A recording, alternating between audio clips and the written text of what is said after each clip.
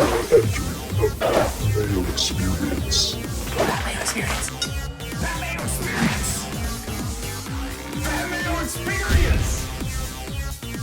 Experience. Welcome to the Pat Mayo Experience, Week 4 game previews, picks, score projections, and injuries and more in Survivor, although none of us are left in Survivor anymore after I was eliminated last week. Geoff Fienberg is here. Are anyone... I am sure there are people left, and so you know what? I'll make that the Draftkings giveaway for the week. That if you like the episode, give it a like, go to the comment section, leave your Draftkings handle, and say who you would use in Survivor this week. But you can't use New Orleans, Minnesota, or who was the team everyone used week 2? I used New Orleans week 2, or the Rams people used against... Yeah, so who would be your Survivor pick this week? Because no one's using New Orleans at the Giants this week anyway. It'd be a really rough spot to go to it. So that's the giveaway. I do want to let everyone know out there that if you go to my Facebook page or go to the description and check out the picks cheat sheet, that's a very handy tool for following along. And, you know, since we're on team Don't Get Sued right now, then that's what you want to go do. Go check out those. It'll just be an accumulation of all of our picks from the show today. You can go check those out. So, and again, if you're out there and you're someone who gets constantly triggered, it's probably because you're an idiot and just don't know what's going on and can't figure that out, which is just ludicrous. However, listen to very closely when we make our score predictions, right? Yeah, very closely. Just find your cheat sheet. Follow along. Everything there. I agree, but people don't do that. You retweet it 100 times, it will be impossible to miss. No, Pat, people even asked me yesterday, Pat, you're going to tweet out your show? The answer to that is yes. All right, let's introduce, actually, you're not going to be here next week. I won't. You will not be on the show next week. You're going to be at the Chargers game. This week, and then I'll be enjoying Southern California next. Oh, enjoying the heat. When it's starting to get cold here, you got to go migrate towards the heat. Yeah, I don't know. You've known me long enough. Usually this time of year, we make some treks. Got some family. We'll still have your picks, though. Yes. You'll send me the picks. We'll read them on the show. I'm working on a replacement for you. I can't lock it in. I want to get Cam, but I think that he has like a conflict when we film, so I'm trying to work my way around it because... You know, I'll introduce the third member of the team, but he's such a diva now. He can only record at certain times. So, you know, we have to placate to him here. So the third member of the team joining Geoff and I is Tim Undergust. Tim Undergust. That is not my name. And I reject the insinuation that I'm some sort of diva as well. I am a grounded man of the people. Friend of the people, if you will. I feel like that statement alone just disqualifies you from the first thing that you said. Yeah, okay. If we can get Cam, we're going to try to get Cam. That'll be fun. But that could be... You put it out there. I did. I really shouldn't have put it out there. You set a bar now that people are going to expect. And now I'm thinking like, I don't know. I don't want to lose my starting job. You're not going to lose your starting job. Cam will be fun. You remember Ted Baxter on the Mary Tyler Moore show when he went on vacation? No, absolutely not. Neither do you. That show came out 20 years before you were born. He used to hang out in the hotel and watch his replacement do the news to make sure he wasn't better than him. Like, that's essentially what Geoff will be doing. Geoff's locked in. We got Geoff under contract, so we can't breach the contract. And I think if Cam came, that would be the most bleep-filled episode we've done yet. That is true. Yeah. That could actually You'd get sued. Yeah, that could be a problem. Yeah, I hadn't considered that part of it. You'd get sued. Also, don't kid yourself. Tim probably watched Mary Tyler Moore show this summer. Not this summer, but I think I've seen just about every episode. I can see that. Okay, very, very quickly, I want to talk Ryder Cup picks. Geoff and I did a big Ryder Cup preview show. Came out on Monday. I suggest everyone go watch that. That was a lot of fun. So we'll just, now that we're closer, we're a day out. I'm picking Europe still. Geoff, who are you picking? I'm picking Europe. It was the hardest one for me ever. I believe in the tenacity of it. Tim, who are you taking? I feel pretty comfortable in saying that I believe that it is going to be won by the United States, 16.5 to 11.5. He told me off air. That's a blowout. He told me off air it's over Saturday. All intents and purposes. They'll need to win 8 of the last 12 matches in order to beat the United States. Just the talents on the American side, and the Europeans, I think, are lacking. If you like Europe to win, it's beyond talent. I almost, to the American viewer who's going to give us a hard time for not liking America. You keep saying that. No one has done that. Gross. I'll say this. This to me is like when In college football, a team with a number beside their name has to go play a tough road game versus a team without as high a number beside their name. Yeah, it's like when 6th in the country has to go play 23rd in the country, but it's at 23rd in the country. Yeah, you know how that's sort of like how I feel. Like also, when Wisconsin has to go to Nebraska kind of thing. Yeah, and I love the Americans, and I got a special treat from our friends at the Tour Junkies. Oh, look at that. So go hit up their shop. They got you gotta lift it up a bit more. People can't see the Patrick Reed part of it. They got a lot of. No, you can see yourself on the screen. No, you don't have to turn to the screen. There we go. Patrick Reed being blessed by Tiger. They might play together. That's a rumor. That's the rumor. I hope it's not the rumor because my picks for most points on each side, I picked Bryson for most points as on the American side and Molinari on the European side. But now Bryson might be stuck with that fucking loser Phil and he's not going to score any points. If you're into that sort of thing, I'm all about Fleetwood for all that stuff. Rookie, points, all that sort of stuff. Tim, do you have a pick of who do you think scores the most points? On the European side, I would pick Rose. And on the American side, I would pick Spieth. Okay, so great. Thanks for the insight. One thing, Tim, is like our Hatton. Okay, we got to get up. No one gives a shit about Ryder Cup. They're here for football. I just really wanted the picks. We did the Ryder Cup show. They can go check that out.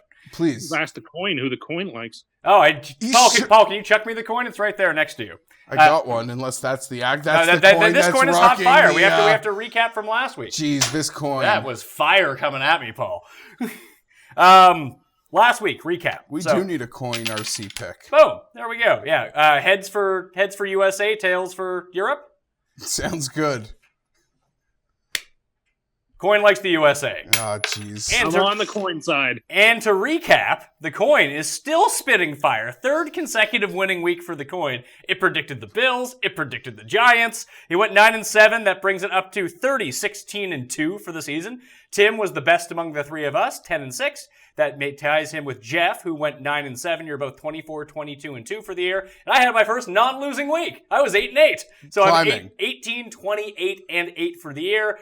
I won my confidence pick, so I'm 2-1 because I took Cleveland. You guys went head-to-head Carolina against Cincinnati, and you guys are both now 1-2 for the year. Geoff is now out of the winless column in his confidence pick of the week, and we're all at a Survivor, so that's super fun. The coin's such fire. The coin's got to have, like you mentioned before, the start that I'm having this year is the start you had last year. Yeah, it is, but this coin is on a pretty unconscious pace right now. This was I predict the coin will have the best week of all. He's trying to curse the coin. Can you curse an inanimate object? I don't know what you mean. There is no curse. You're really trying to use the curse. In our text thread, you've been using the curse, trying to your advantage. Then all of a sudden you just curse David Wright. Poor guy, man. The guy has no spine left. You're fucking cursing him. I have been a fan of David Wright for many years. I hope he does well. Except for when you weren't and refused to draft him in fantasy. Then you became the biggest David Wright fan in the world. What happened to his career, Tim? Whatever. That's all coincidence. He had contracted spinal stenosis or whatever he has. Couldn't play ever again. Thursday night game.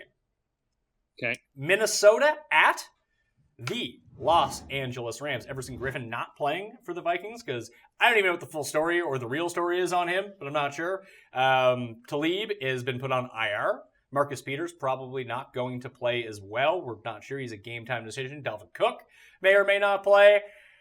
I fear for Kirk Cousins' life in this game. I'm going to pick the Rams to win 30-15 is going to be my pick. We don't spend too much time on the Thursday night game because most people watch this afterwards, but I'm going to be on the Rams. First time I've picked the Rams all year, so I kind of hope they lose. Let's just see, I can be wrong on the Rams every single week. So that's where I'm at. What do you make of this? I think with the injury to the corners, it sets up for the final score maybe to be close. 34-28. The Rams are going to win the game. But that the dynamic receivers on the Vikings with the corner injuries. Will they have time to throw the ball, though, is the question. Like, the Bills' pass rush rattled Kirk Cousins last week, and now we've got the Rams' pass rush coming at him. I might be completely naive enough when it comes to Minnesota to just write that off. They got punched in the mouth. They didn't want to stand up to it. No doubt the Rams can punch them in the mouth again, but yeah. Okay. I'm gonna be able to just chalk that one up to a completely overlooked situation last week by Minnesota. So Tim, the coin is picking Minnesota in this game. Will you be doing the same? No, I think Minnesota, as we see week after week, just isn't as good as some people thought they were. They're just a middle-of-the-road team. 20-10 for the Rams, and I think it's a tough spot. You got to travel basically halfway across the continent to play on a short week against a Rams team, which is firing on all cylinders, and a Vikings team that is firing on no cylinders. I think the Vikings are going to be a team to watch out for a few weeks from now. They need to get the offensive line, the offensive line's not good to begin with. They need to get it all the way back healthy. Maybe injuries derail their season, but getting Griffin back if he comes back at this point, is going to be something that they desperately need on the defensive side of the ball. And a healthy Dalvin Cook will go a long way as well. I think they're going to be fine long term, but I just worry about them here. Like Tim said, on the short week, going the other way across the country, it's just a dicey spot. And the Rams have been clicking on all cylinders. There's someone open every single play. Cooper Kupp, I don't think people even cover him anymore. I will say this, leaning for the Rams quick, is I believe the Vikings have the Eagles in a big revenge spot from the title game the week after. We'll get to the Eagles a little bit later on, but they're not where they need to be. They're another team that's going to get where they need to be. They're just not there right now. Let's get into the Sunday slate, though. Buffalo at Green Bay, the mighty Buffalo Bills and Josh Allen. Best rookie quarterback ever? That's what Paul Shaughnessy told me. Best rookie quarterback in the division, maybe. Oh, so he's better than Super Bowl Sam now? I don't actually believe that. Why not? Why not?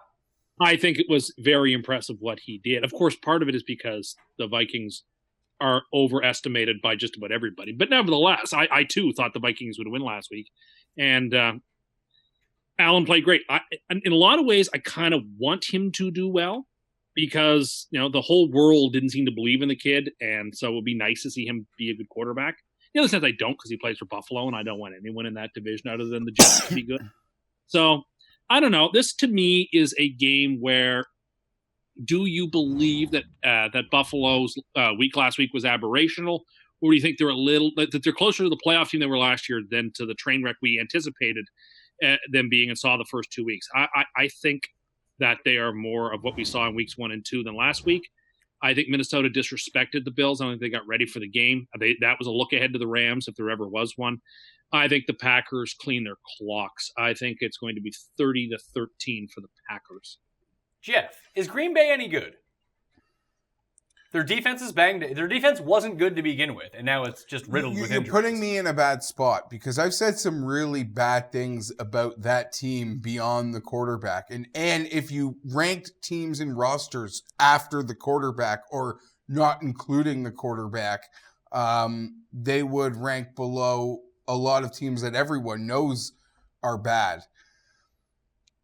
That being said, I lean a lot closer to Tim this week. Aaron Rodgers being hobbled makes it harder to sort of be asked to do what they might be required to do. But in the end, it's 27-13 for the Packers. I think that this is a game where Green Bay kind of gets out to a 14-0 lead. Then it's 17-3, and then it's 20-6. And the problem ends up becoming is, how hurt is Rodgers? He's incredibly hurt. You can just see him running around that unless he has to run, and every time he's forced to run, he seems to injure himself just slightly more coming back to the huddle. I feel like he only has so many shots in him at this point. And this could be a game where they jump out early and they just go, here, Aaron Jones, you're not on suspension anymore. Have the ball. Run it a billion times. And just try to minimize the damage that Aaron Rodgers can do to his body. Or, the Bills can come out and storm the gates again.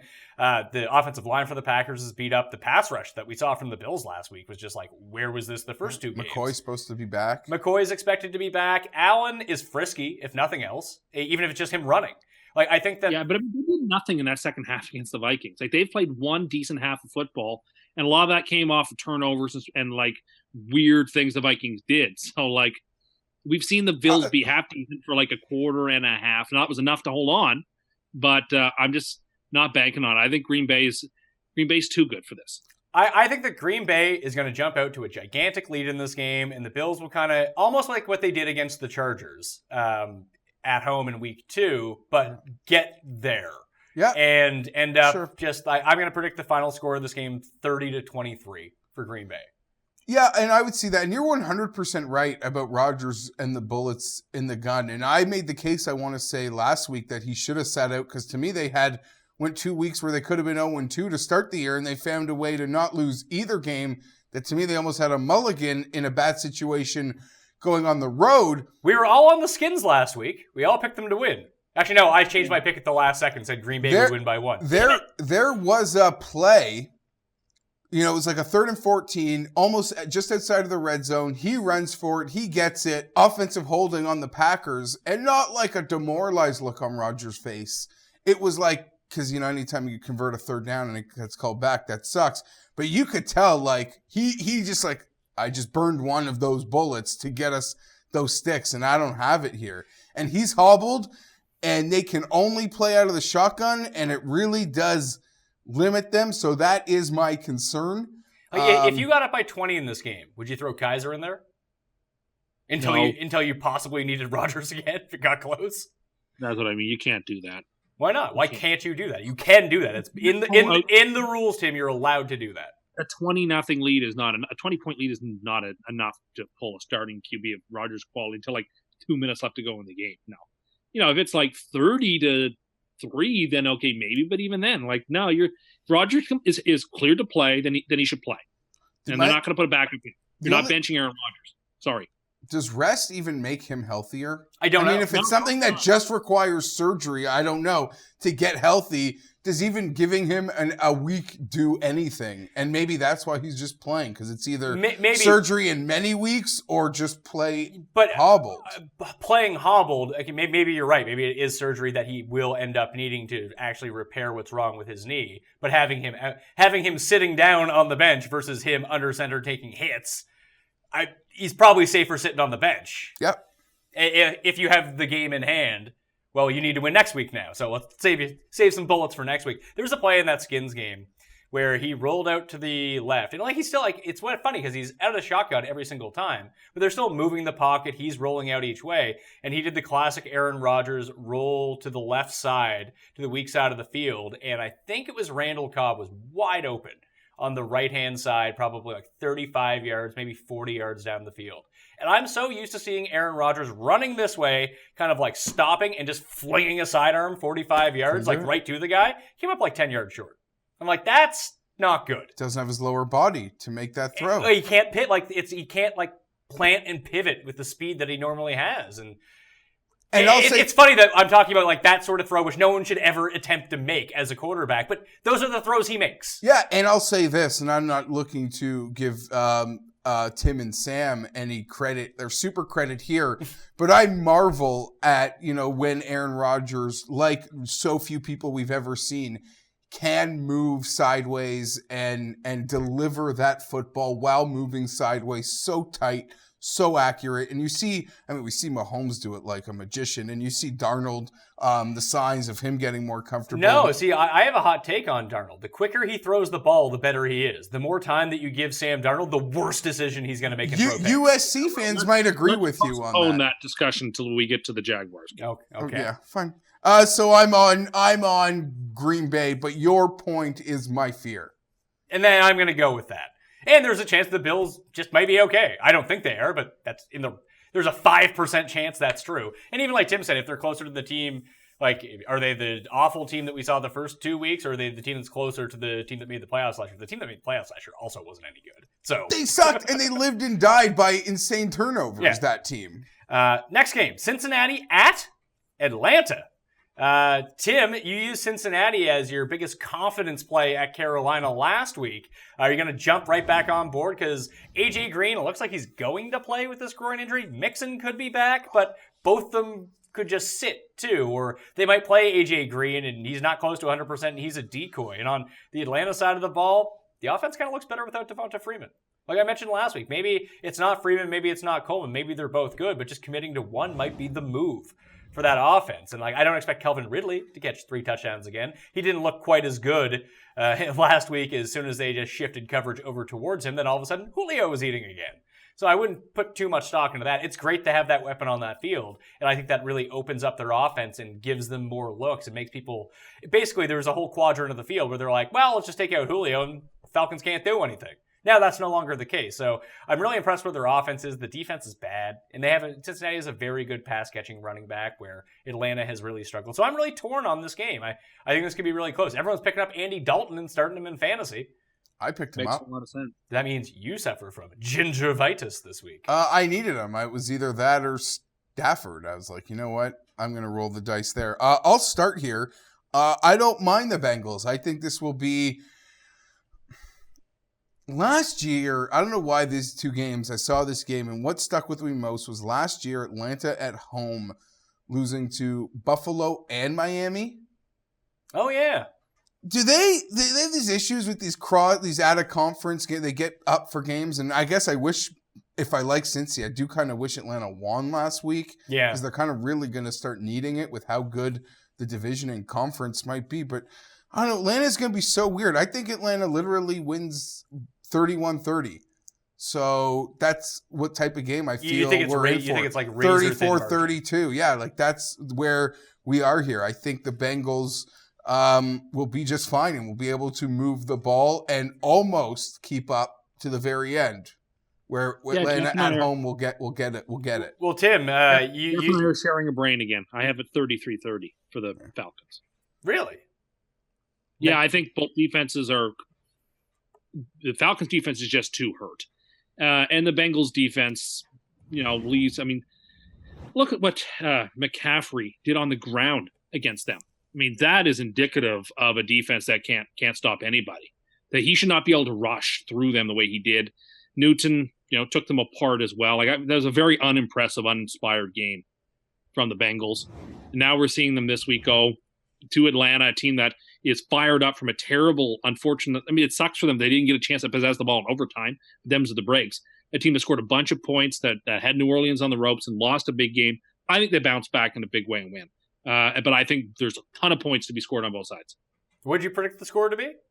33-30 Falcons. I think the Falcons blow the doors off them. Mainly, and I know this is really stupid to think this way, but if they had won last week, I feel like this could be a bit of a letdown. You beat New Orleans at home, you get that division win, go on your way. But Atlanta had it. I don't care that Atlanta didn't get the ball in overtime. It's unfortunate for them, but also was unfortunate the fact that two fucking guys on their defense couldn't tackle Drew Brees. Yeah, that's give me a weird. fucking break. But I guess also part of it is sometimes it's been beneficial to go against teams who've just played overtime. Maybe. Is that true? I have no idea. Does that play itself out? Yeah. Okay.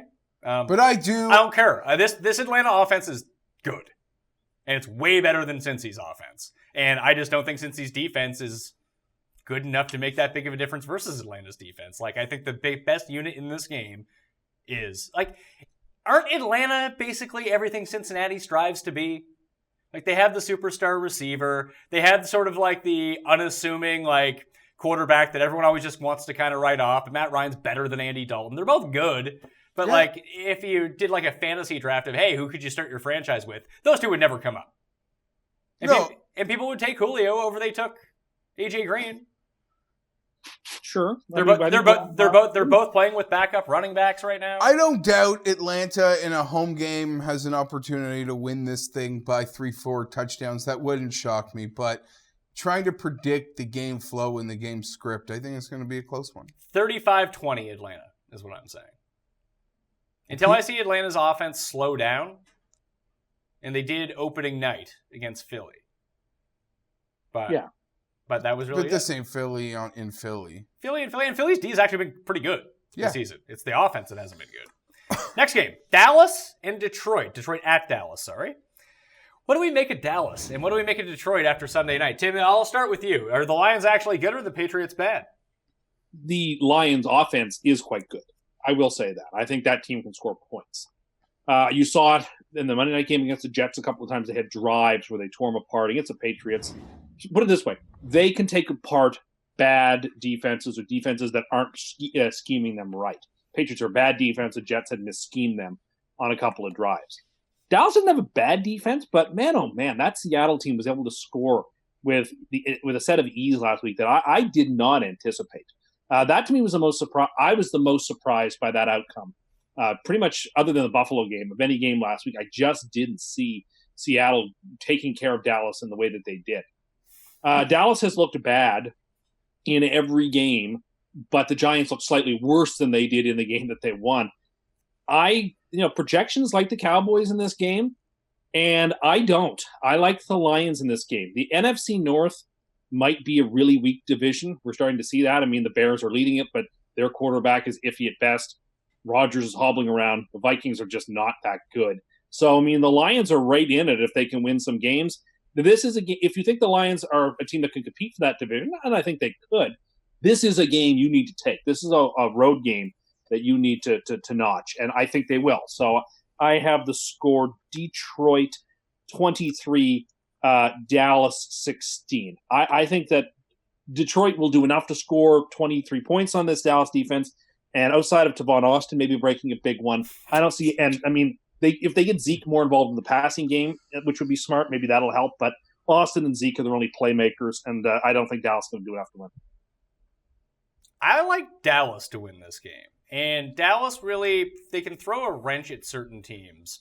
And I think that Detroit is going to be one of them.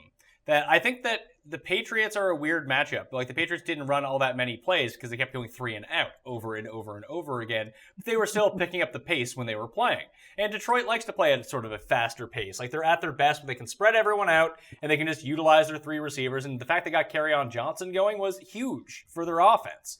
And they were able to get everything going. Dallas basically just comes in and sucks all the air out of the room.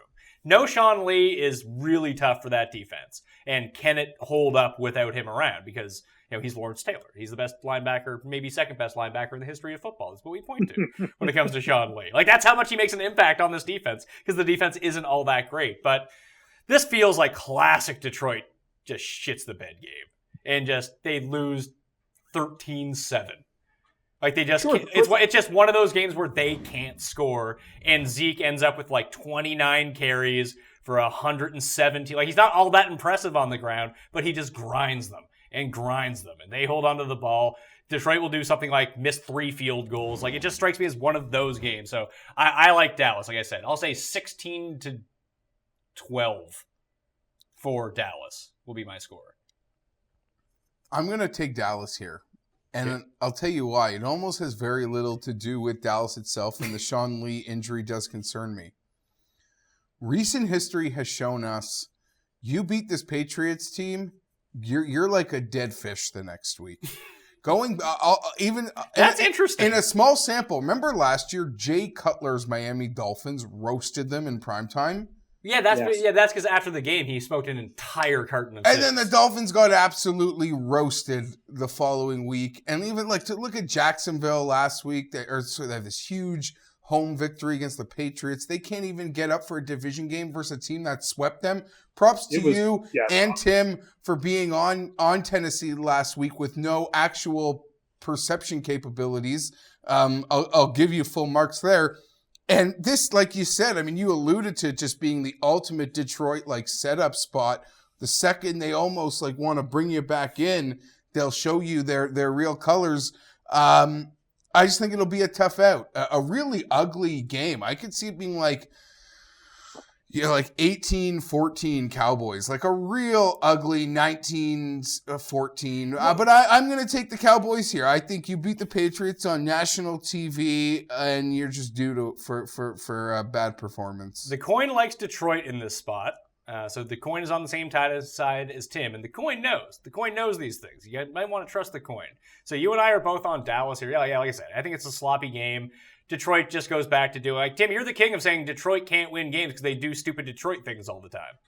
Yeah, and that is why I would not say with any real confidence that Detroit will win. I just think they will win the game for the reasons I laid out. Oh, yeah, Detroit, Chicago, Cleveland are very stupid teams, and they can give away games at any moment because they don't know what they're doing. Bengals are like that, too. I would also throw Oakland onto that list. Yeah, to a degree, Oakland will. There's certain teams that are just baked into their football DNA to make stupid decisions. Like watching that Sunday night game, the only reason to think that the Patriots were going to come back was that Detroit was going to self-destruct. And they didn't. But I felt that was the only way they were losing that game. Next game, one of my favorites of the week, Houston at Indy. Projections. I'm so angry at the Houston Texans. The projections have this game being super duper duper close. And maybe it's a disrespect to Indy in that front. And he's been pretty good. Their defense, pretty solid. I like their fantasy D this week. It's a tough spot to pick a winner. Like, are the Texans really going to go 0-4? The analytics, yards per play type guys really are not impressed by Indy. But for me, Andrew Luck looks a bit better each week. So but he can't throw the ball on a Hail Mary at the end of the game, so he sucks. That being said here, I'm all chips in the middle with Houston. I know Bill O'Brien breaks my heart. He literally might be the worst. I think they have to lose until he gets fired. That could happen Tuesday. By the time we do this next week, by the time I see you again, he could be gone. But till then, this one to me, in a different way, feels a lot like the Pittsburgh-Tampa game. Just think about what it could have been 2 weeks ago and where we are today. And I'm still going to believe in what I believed, 10 days ago about the Houston Texans. Desperation breeds a level of brilliance from an otherwise incredibly frustrating and sloppy football team. The coin all in Houston. The coin also likes Houston along with you. So you have that sort of confidence to back you up. Tim, I'm going to predict the score, and people need to listen very carefully. This is one of the ones I'm most confident in this week. I think that Indy wins this game 53-50. Boat race. Yeah. Big time boat race. A lot of points in this game. Answers. For everything, there's an answer. So, Tim, what do you make of this game? I hate the Texans so much. There is no team that has hurt me more this year, outside of the Jets, than the Houston Texans. And I'm back on them again. Because God! Listen, if you believe, as I do, in DVOA, this team is the 11th best team in football. They really don't have any holes, according to the numbers. Whereas I can point out a glaring hole on their team, which is the reason that they can't score points. Well, I mean, they're 16th in offense, 17th in defense, 3rd in special teams. Like, they don't do anything badly. Yeah, you know what they do badly? Block. Coach. Well, yeah, coach and block. Bad. Every time they get in the red zone, you'll be like, because no one's really. I know. No one's sitting down and watching Texans games unless you're like a big time Texans fan. So you know what happens? They get to the 5-yard line. And you're like, an alert will come up like, hey, Texans are in the red zone. You look, it's like 1st and goal from the 35. It's like, what the fuck is going on here? It's devastating. Yeah. It's frustrating to watch Watson not play the way he played last year with the dynamism he have. I mean, let us put to bed now forever the ACL injuries don't affect play. Let's put that canard to bed forever. That Ryan Tannehill looks awesome. Tannehill's been off for a full year. Tannehill was not an explosive player. Also, I don't think that Deshaun Watson has played all that poorly, to tell you the truth. Played poorly, but he's taking bad sacks. Yeah, well, he's taking all the sacks. That's the thing. Yeah. He hasn't been electric. But I'm back on him because I don't know any better. And I assume I picked the Texans to go to the AFC title game this year. I am not cutting bait in week 4. I am traveling down this road with them. And part of it is too, I think, Indy threw everything they could at the champs last week and fell short in a very physical game. And you got to wonder, when you lose a game that they should have won in all intents and purposes. They were the better team on the field on Sunday and they didn't get the win. Just what does that take out of you going home now to play against a very hungry, very desperate Houston team? I don't know. I think it's a tough one to pick. But I'm with the Texans because I don't know any better. 20-17 for the Texans. So I have a few more thoughts on this game. One reason why I really think that's going to be a boat race and a lot of points are going to be scored. But do you think that you should change your pick from the Texans to Indy and be on the side with me? Is because this year, the Houston Texans are shaping up to be the anti-Chiefs from last year, where Tim said that Andy Reid would be fired by week 9 and they would be 0-9 by the time they went into their bye week, and all of a sudden, the Chiefs were the best team in the league. And then Tim went back in on the Chiefs and they started struggling. So now he's picked them to go to the AFC Championship game. So the moment, until he gives up on Houston, they can't win a game. I don't buy that premise. I'm sticking with Houston. So here's a reason to think that there could be a lot of points in this game. One, the the offensive line of the Colts got to Wentz 5. They brought him down 5 times last week. And like their pass rush right now, per Tim's buddy DVOA, which he loves when it works in his favor and disregards when it does not work in his favor as fake news. But they're inside the top 15 right now, the upper half of the league in terms of adjusted sack rate. I think that's somewhat impressive for them because I did not expect that. Their defense has been a lot stronger than I thought. I think the Texans can put up points on them. But the biggest thing to me is when you look at pace of play, and how quickly teams snap the ball and how many plays that they're running. Right now, Houston's number 3 in the league in plays, and number 1 per plays per second. Indy is number 1 in plays per second. There's just going to be so many opportunities for teams to score here. The pace is going to be up-tempo the entire time. And both teams might end up with a defensive score in this game because it's not like Indy's offensive line is any good. And when you're passing that often, neither team runs all that much that you're getting. You asked me before the show why I like Indy's defense in fantasy this week. And it's not because I think they're going to shut out Houston, but I think they're going to get a chance to take a shot at Deshaun Watson 45 to 50 times. They'll probably end up with 5 or 6 sacks. He's not afraid to throw a pick 6 or fumble the ball. They might give up 30 points, but they might score 14 going back the other way. The opportunity for points in this game is going to be everywhere. So, I'm not going to lie. If they let 50 points, I don't want them on my team. Just you predicted 53-50, so I don't want a defense with 50 points, let's say, on my I was making a point. I enjoy that Tim did not actually listen to what I said when I said listen to what I'm saying. Yes, I know. I was listening. You weren't. You weren't listening. Anyway, that's my take on this game. I feel very strongly about this game. So, not the strongest, though. Next game, Miami in New England. Projections are still like in New England, Tim. But not by as much as you would think. When we ran the projections before the season, before we had any data to work with, they would have had New England blowing out Miami, but that's just not the case. Miami's 3-0, riding high. New England coming off a primetime loss. Many, Tim, have written off New England, like you said that they were going to be bad at the beginning of the year. So are you taking victory laps and dancing on their grave? No, I've learned my lesson that it's still too early to play that game. How badly do you want to? Oh, desperately. But I am going to wait until, sort of like in The Wizard of Oz, they had to bring the coroner in to make sure that the Wicked Witch of the East is dead, even though she's crushed by a house. They have to wait until he gives a report. In the same way, I am going to wait until I am certain that the Patriots are 6 feet under before I take my victory lap. They have looked... That's so not true if they lose this game. Oh, my God. Oh, my God. You're going to be... Oh. Basically, since the Super Bowl, this team has not looked good. Since the middle of that Jaguars, the whole Super Bowl and the last 3 weeks, they have not been a good football team. But that doesn't mean that they are done. That doesn't mean just because Brady looks old, looks his age, that he's going to continue to look that way. And look, okay, the Dolphins are number 2 in DVOA. The Patriots are 23. I mean, I understand why that is the way it is. I don't think that is quite an accurate reflection of how those teams are in real life. It is a reflection of how they've looked so far. Dolphins have been pretty lucky. The Dolphins won a game against the Titans that was 9 hours long. The Dolphins got out-hustled in the game by the Raiders, and based on a couple of trick plays and long plays, were able to eke out a game against the Raiders. The Jets game, they took control. They played a great game. They went into New York. They were impressive. So, the Dolphins are okay. If you like the Dolphins in this game, you believe they're going to win the AFC East, probably. Because if they're up by 3.5 games after 4 weeks... Stop right there.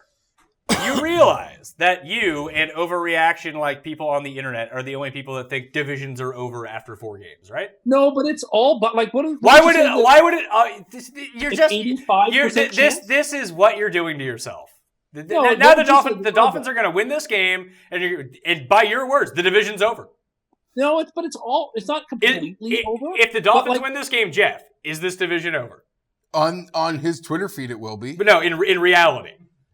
No, but I would feel pretty good if I'm the Dolphins.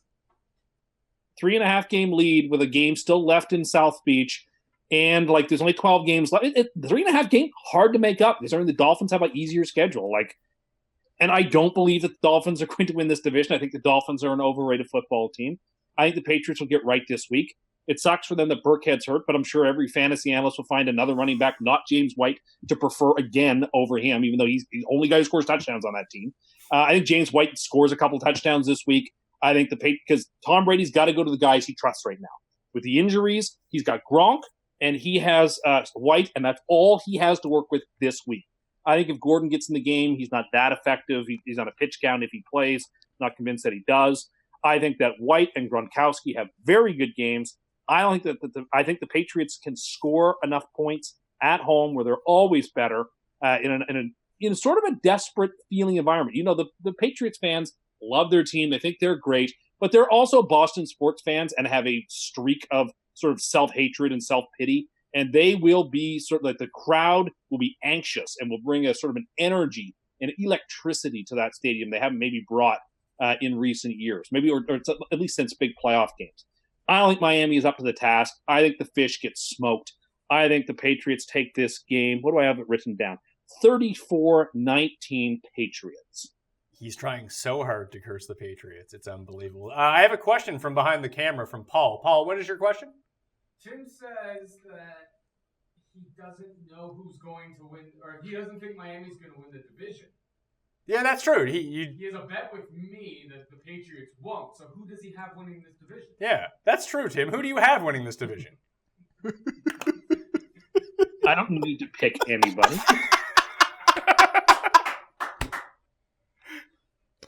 Well played. I'll stake a claim that I don't think the Dolphins are. I don't think we're seeing playoff games in Hard Rock Stadium in January. I as well will lean the Patriots on this one. A home game where they'll win and they'll do enough of what needs to be done. Also, mainly this pick is almost like I haven't lived in a world where they're going to lose 3 in a row. I'll just say that. I think that the Patriots lose this game. Wow. I think Miami's going to win. That's wild. And I only think of it because Tim is trying so hard to play this reverse curse with the Patriots that we're not at the point yet. People haven't truly panicked. People are faux panicking about the Patriots. They don't believe it. Like, remember, was it the Kansas City game or the Cincinnati game? I feel like it's happened. It was a Kansas City game, and it was like Cincinnati. We're on to Cincinnati. Yeah, and it was podium. over. Yeah. Then Tim went on Twitter, #it's over for the Patriots. That hasn't happened yet. Now they lose one more game. Tim's already saying no possible chance they can win the division. People talk about I believe that was a week 5 game too. They lost in week 4, and then week 5 they flipped the switch, and then everything was fine with them again. I don't think they've hit the nadir yet.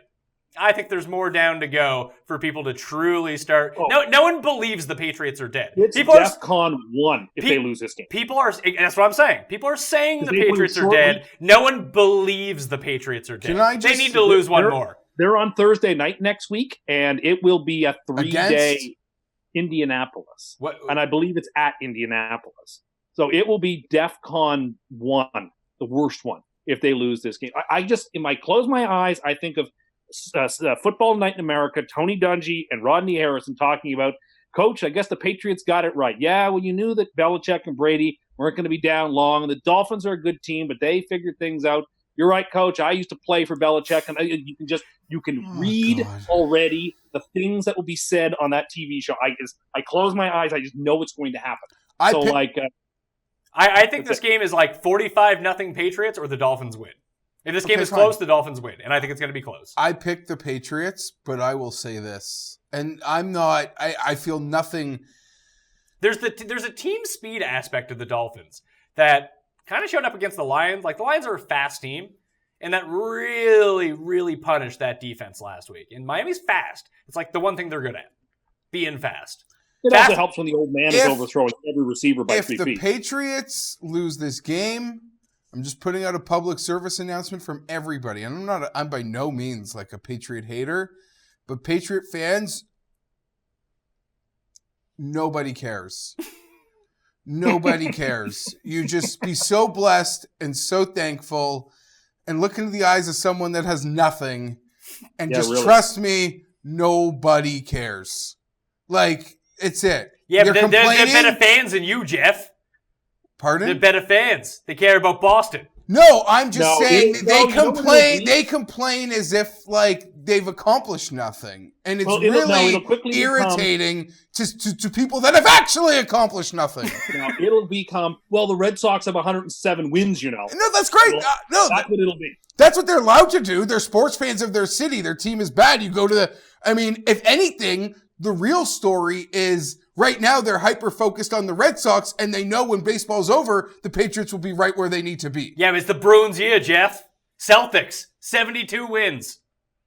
I'm just saying, the complaining from Patriot fans might bother me more than anything else in sport. Well, I promise you won't be here next week, but if they lose, I'll get my wax in.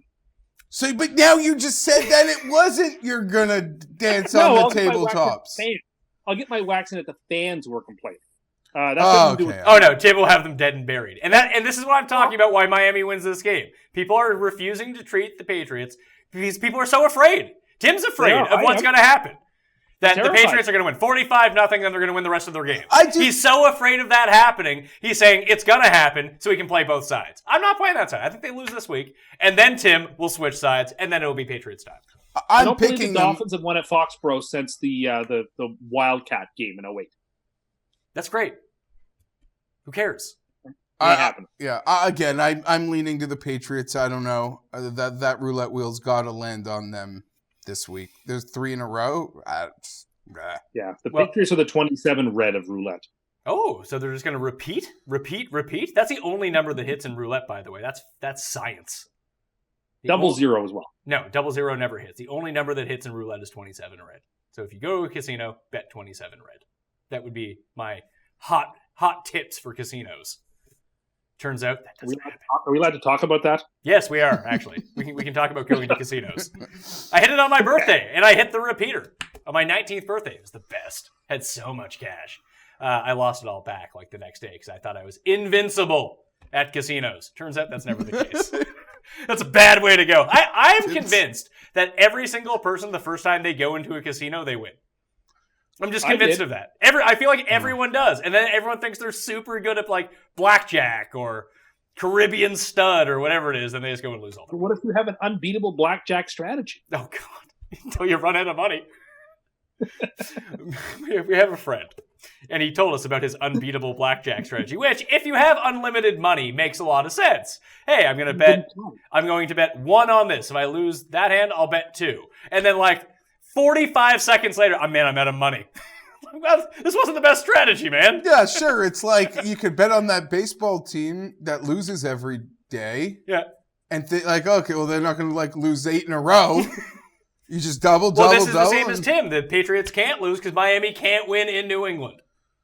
Eventually, it goes the other way. Listen, I agree Miami's got, there've been a bit of luck. The schedule's kind of done them favors. They haven't had to play the Rams or Kansas City like somebody else already, and they can be 3-0, and they can be gloated, and they can be gloated in power rankings. Yeah. That's fine. That's great. Would you rather be the power ranked number 1 team or win a Super Bowl, Geoff? I would rather win the Super Bowl, but I'm just saying, I obviously early on here, and which was a huge season for Adam Gase, after making the playoffs in his first year, everyone's he wasn't like this hot shot, like good coach anymore like he was. And they exiled everybody who was a problem.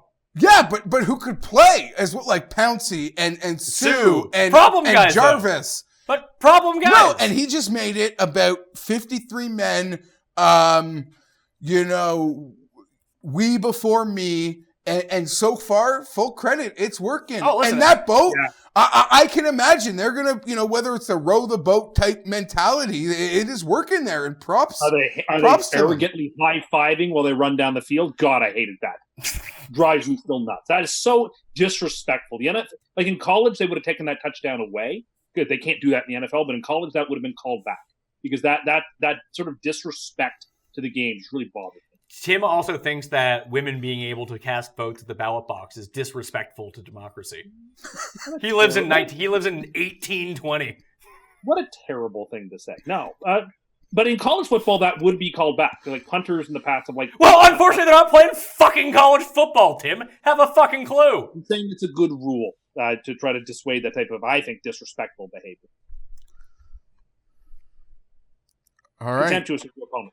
Super Bowl Sam. Yeah, Super Bowl Sam's up next. Also, Miami's going to be like 6-1, then they're going to finish 6-10. Miami is that team this year, by the way. No. Jets and Jacksonville. Projections really like Jacksonville. Tim was big on the Jets last year in this spot when everyone was big on Saxonville, and he said the Jets were going to win. Now, he picked the Jets to win every week, so I don't know how much credit he should get for that, but he was right that week. Tim, is it going to happen again? That game was also at the Meadowlands. I feel like if Jacksonville had pummeled Tennessee last week, the Jets could be super live here. I actually think the Jets are kind of live against Jacksonville because I think their defense isn't terrible. I'm kind of not impressed with their defense. I don't think it's... What's that dude 42? He's everywhere on the field, making either really good plays or really bonehead plays, like Schalke or something. What's his name? Buster Skrine? Yeah, that guy. Buster Skrine's great. Jamal Adams is great. He's not great. He's either doing something really productive or something really counterproductive. Jermaine Johnson's a great... I mean, listen, we're number 2 in DVOA defense. Like, this defense is you not... You couldn't close out the Browns! And you want to tout DVOA! I was about to finish my point that is too highly rated for them. They ought not to be the second. But are they a top 10 defense? Sure. Yeah, I think so. But listen, that Browns game, you don't expect the Jets to be ready on a super short week to be prepared to take down a quarterback they've seen zero film on. Like, I think just about any team in the NFL last week would have been blitzed by Baker Mayfield in that spot. I think you can name 3 or 4 teams that wouldn't have been. So I certainly can think of a team that wears blue and yellow that would have had no chance against him in that spot. So my only point was that the defense is good, but they're not that good. Jacksonville is Jekyll and Hyde. We've seen them play 3 weeks. 2 weeks, their offense could do nothing. 1 week, their defense could do something. Offense could do something. That was against one of the worst defenses in football. I think I don't want to say this because I think we're going to win the game. I think according to DVOA, this is the best matchup of the week. Number 6 versus number 7. This is really the marquee matchup of week 4, if you believe in those stats, as I kind of do. So you think Nance should be doing this game for CBS? Like that's that well, big? He did Buffalo, Minnesota last week. I guess they knew something was up, but I mean, maybe I don't know. They should. I mean, New York's the biggest market they got. I think that with the extra time, that will be very helpful for Super Bowl Sam. I think he will be able to. Yeah, I think he'll learn some lessons. How did he get that back? You took it away from him after you lost to the Dolphins, and then he gets it back because he loses to the Browns? I never took it back. I just didn't use it. No, you said you didn't. He say you were sending it took for it the back. moment? He took it back. All it took was one marquee loss to the Browns. He's back. I believe the exact quote was, "He's just Sam now." I believe no. That's what Pat said when he was noticing that I wasn't calling him Super Bowl Sam. I was purposely not trying to bring attention to it. I think you give him the week off, which he had that extra rest for a game that the Jaguars looked very beatable last week. My point was the Jags looked bad against 2 relatively decent defenses, and they looked good against a bad defense. So the Jets are the best defense they've faced so far, and I think they're going to struggle to score points. I think Bortles last year we saw struggled to get up and down against the Jets. I don't think the Jaguars have the tools to beat the Jets in this game. I think that the projections are insulting. I think that they think that they didn't pay attention to last week's game. They pretended as if Jacksonville scored 6 points. It didn't score 6 points when they did. We are the better team. We are going to get on this game, and we are going to win. And then things start rolling maybe a little bit. Because you start looking at the schedule. You see Denver, who's a beatable team. You see Indy, who after New England maybe takes them apart next Thursday, is a gettable team. And all of a sudden, in an AFC East where you just have a placer. In the Olympics, whoever gets to the lead of like the 10,000-yard race has no chance to win. He's just out there to set a pace. That's what the Dolphins are. The Dolphins are out there to set a pace that everybody knows that the peloton in the cycling match or the pack in the running race will pass him because he's setting a pace that isn't sustainable for him as a racer. That is the Miami Dolphins right now. They're just a placeholder until one of the teams that actually have talent take over, and that will either be the Jets or the Patriots. And I think we've got every opportunity. I'm not giving up on us yet, but that being said, I've sort of lost my train of thought with that very well-crafted analogy.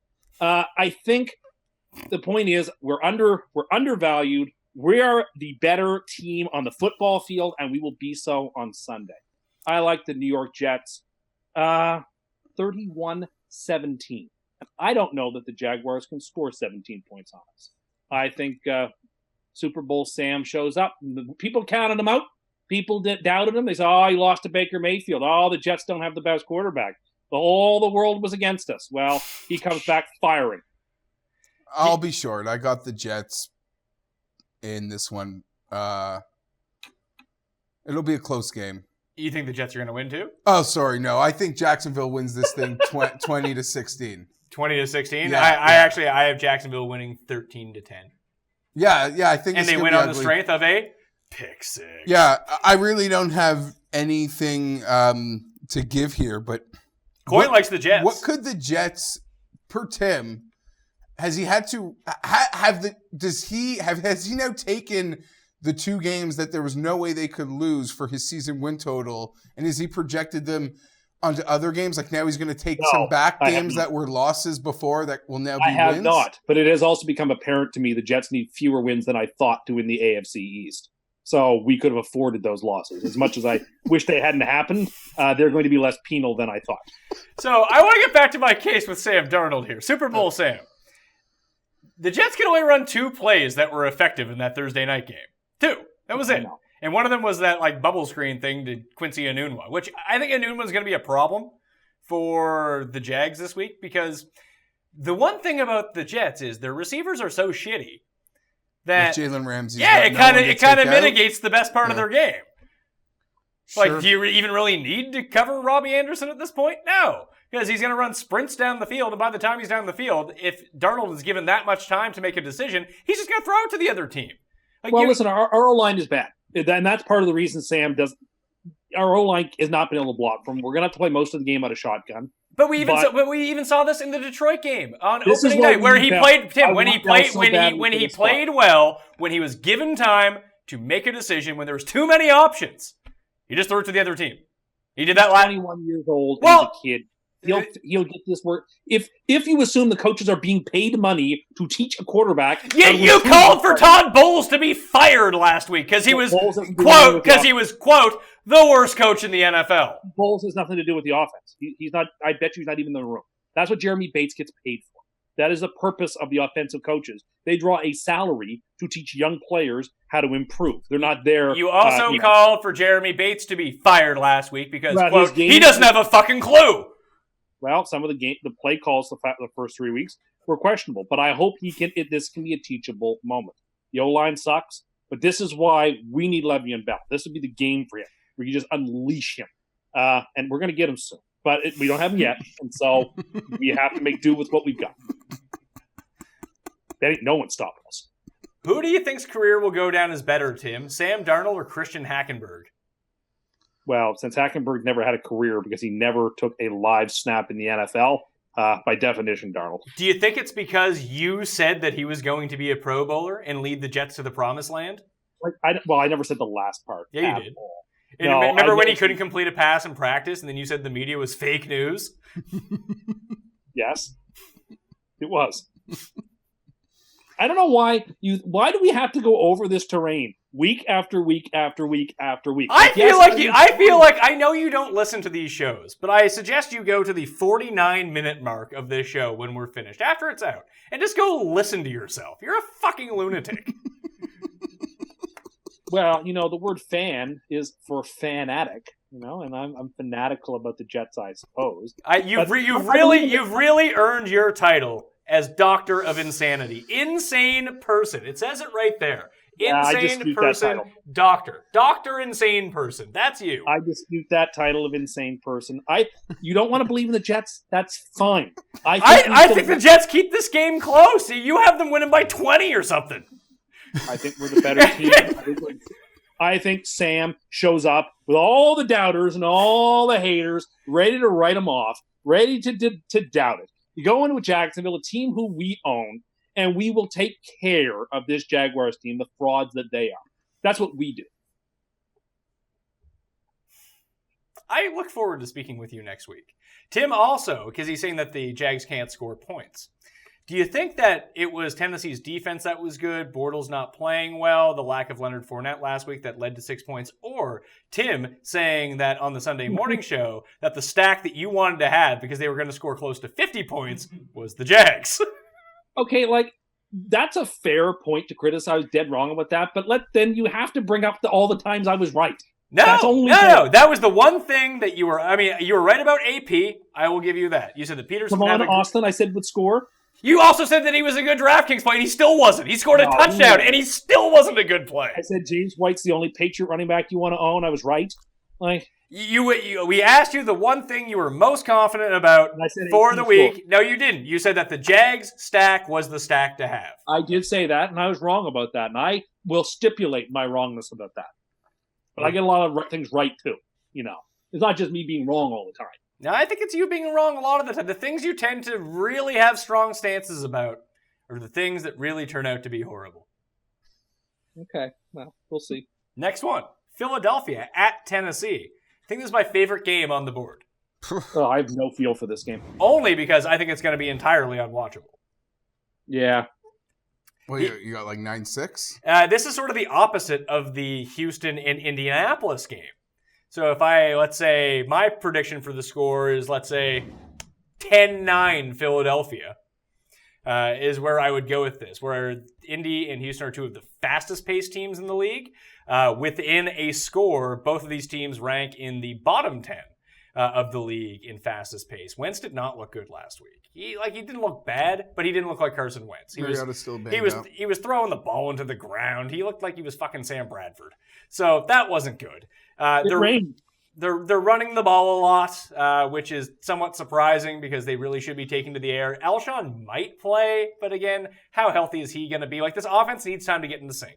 The defense is still pretty good, but Tennessee's defense, through where Tennessee has kind of been all season, their defense hasn't been bad. They've won 2 games that they probably shouldn't have won, and they just have. They're sitting here 2-1. They could have won week 1 in Miami. The defense is surprisingly solid. And what does Tennessee want to do? They too want to run the ball. It's just Ajayi may or may not play. It doesn't look like Sproles is going to play, but it doesn't matter who's in the backfield for the Eagles. They're just going to turn around and hand the ball off. It's exactly what the Titans are going to do. This is going to be a slog fest. The clock is just going to continue to run the entire game. I think the Eagles win on a last-second field goal. I have very much the same feelings as you. 16-14, something silly for the Eagles. Mariota's not fully healthy. He's healthier and starting, though. Either. I'll say this, through 3 games, I'm thoroughly impressed with Coach Vrabel.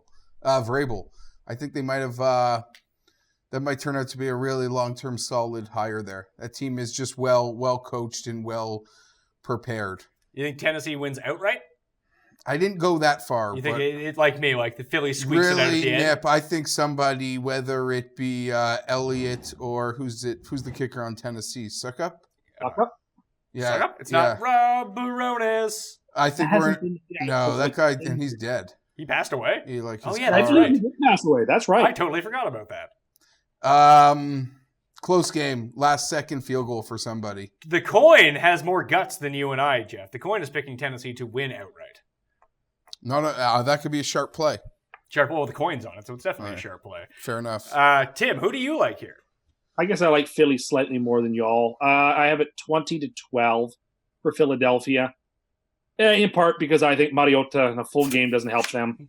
I just think, Tennessee, like they were last year, just a wholly unimpressive team that maybe they're going to collect enough wins to make the playoffs in the AFC. I don't know. The AFC South's pretty weak. I don't know. But I don't know. Yeah, I can't really figure this game out much. I won't have anything to do with this game, I don't think.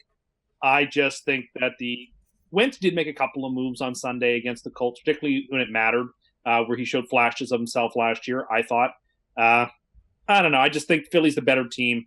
I think they get the job done, 20-12, but no feel for it. Like, 2 of the things that I'm most confident about this week is that like I said, that the intra-division game between Houston and Indy really becomes a track meet, and we're going to see a lot of points scored in this game. I feel very confident in Philly, Tennessee, that it's going to be a very slow game. Yeah. There's going to be a lot of running, and you're not going to see a whole lot of scoring. One of the big things that I found with this game, too, when I was looking into it, and Tim, I'm going to reference, get this, DVOA. So it has to be right, correct?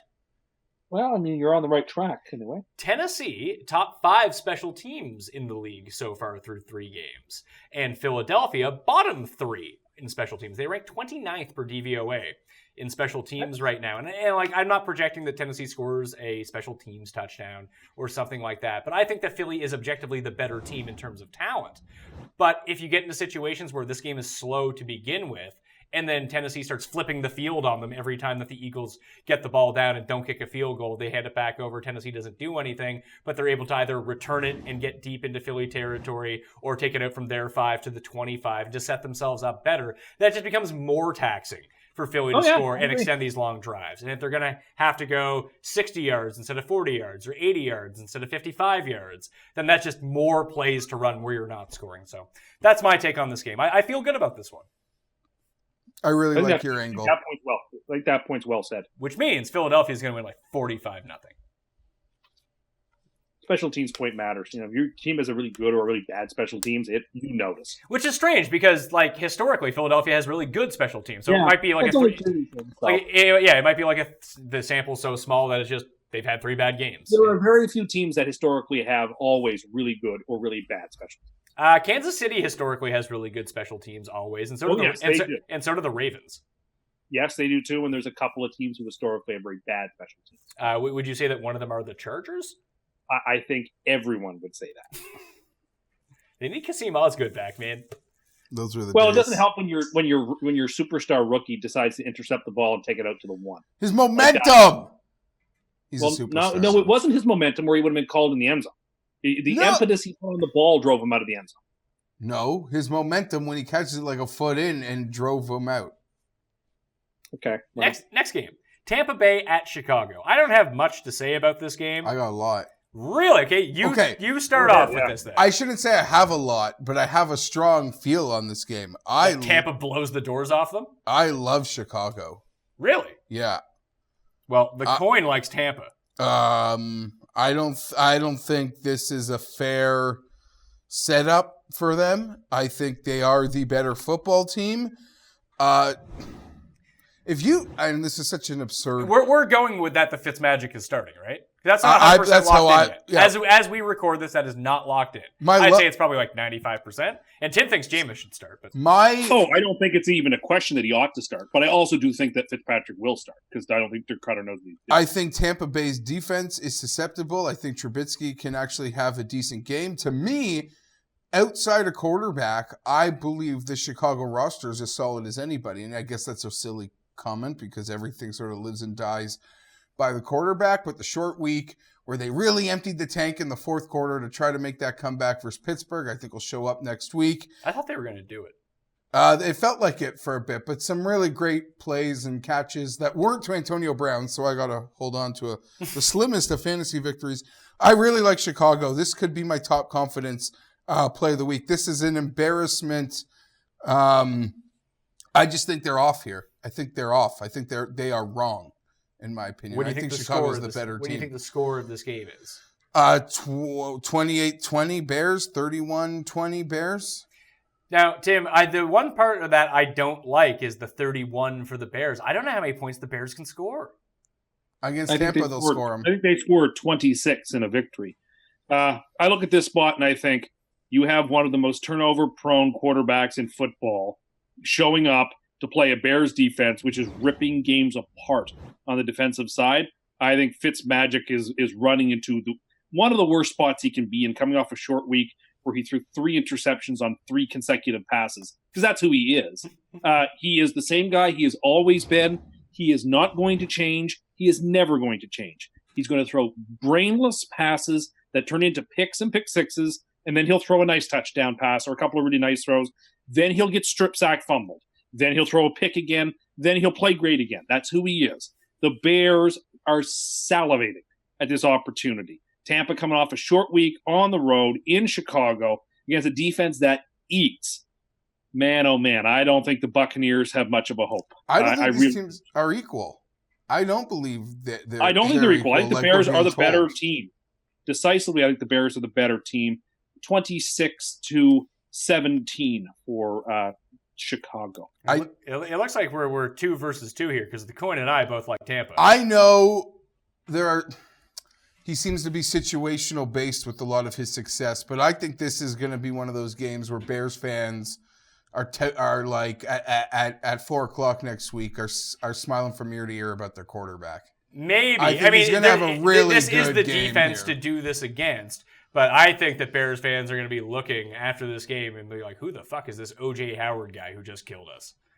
Okay, there are a lot of the one advantage Tampa has over a lot of teams is they're fast for one thing, but the size that they have offensively, and maybe they can't stop anyone, but I don't trust Mitch Trubisky to take advantage of a bad defense. Like, we can talk about how good the Bears defense has been so far. They looked good for a quarter against Green Bay opening night till they hurt Rodgers, then looked awful against Rodgers when he came back limping. They shut down Seattle, who hasn't had a single good moment on offense so far this season, and they barely got by Arizona.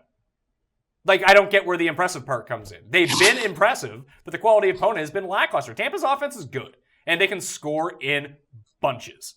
That if Chicago can't score, and it's going to probably come down to like the first scripted 25 plays of the game. The 25 plays when Trubisky looks really good. Because after that, it's crapshoot with him. Like, they're going to need to establish the run. Jordan Howard's going to need to get 25 carries in this game. And I can see, almost like Tampa did last week, like, Chicago doesn't, and Chicago's defense is way better than Pittsburgh's. I don't want to try to say that, but they're not going to be able to score on them at will like Pittsburgh did in the first half. At least I don't think so. But I don't think you can hold Tampa down. Eventually, Fitzpatrick's just going to check it up, and he has so many playmakers that they're going to come down with it. All right. And maybe if the perception was what I think it should be, you could be onto something, but I think they're off here. I think Tampa wins this game, let's say 25-24. Okay. So that's where I'm at. Yeah. Cleveland at Oakland. Baker Mayfield. It's time. It's not necessarily Vader time yet, but it's Baker Mayfield time. And he gets to play John Gruden. Tim, can Oakland get their first win here? Yeah, I think they can. I think they will. I think so, too. Oakland, for its 0-3 start, are nowhere close to the worst team in the league. They could have won 2 of those 3 games, and they led in the half of the one they really didn't have any right. Every game. Like, this Raiders team is letting down, is falling apart in fourth quarters. That is. I will throw this out there to people that let's say you only played one half of football, Maybe 3 now. and that then they'd be the 72 Dolphins. Exactly. So when you're when you're looking at this game and you're really trying to project it out, I would say that just pretend like there's only one half of football. No, but my point on this is that they're not going to be. They haven't been humiliatingly bad. Like, their 0-3 is not because they just aren't competitive. Like, just weird things have happened to them where they've let up late. Which is not, I don't think it's sustainable. And look, it's the Cleveland Browns. They're on the road. When was the last time the Brownies won a game on the road? 2014? Like 2015? I can't recall the last time Cleveland won a true road game. Let me ask you this. When was the last time Cleveland won at Bleep. Oh, yeah, that's true. I didn't even notice. I didn't even notice either. I was just trying to rattle Tim. I believe. Yeah, well, you're not going to rattle me. The projections liked Cleveland last week. I liked Cleveland last week. That's not the way I thought the game would go. Sure, but when was the last time that Cleveland won in that situation? They have beaten the Jets and the Chargers the last 2 times. So there you go. And how many? Those were home games, though.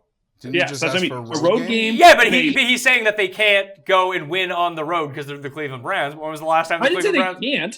I just said I'm not picking them to go to California in front of the soon-to-be San Diego Raiders and expect them to win a football game. It's not happening. Thanks. No.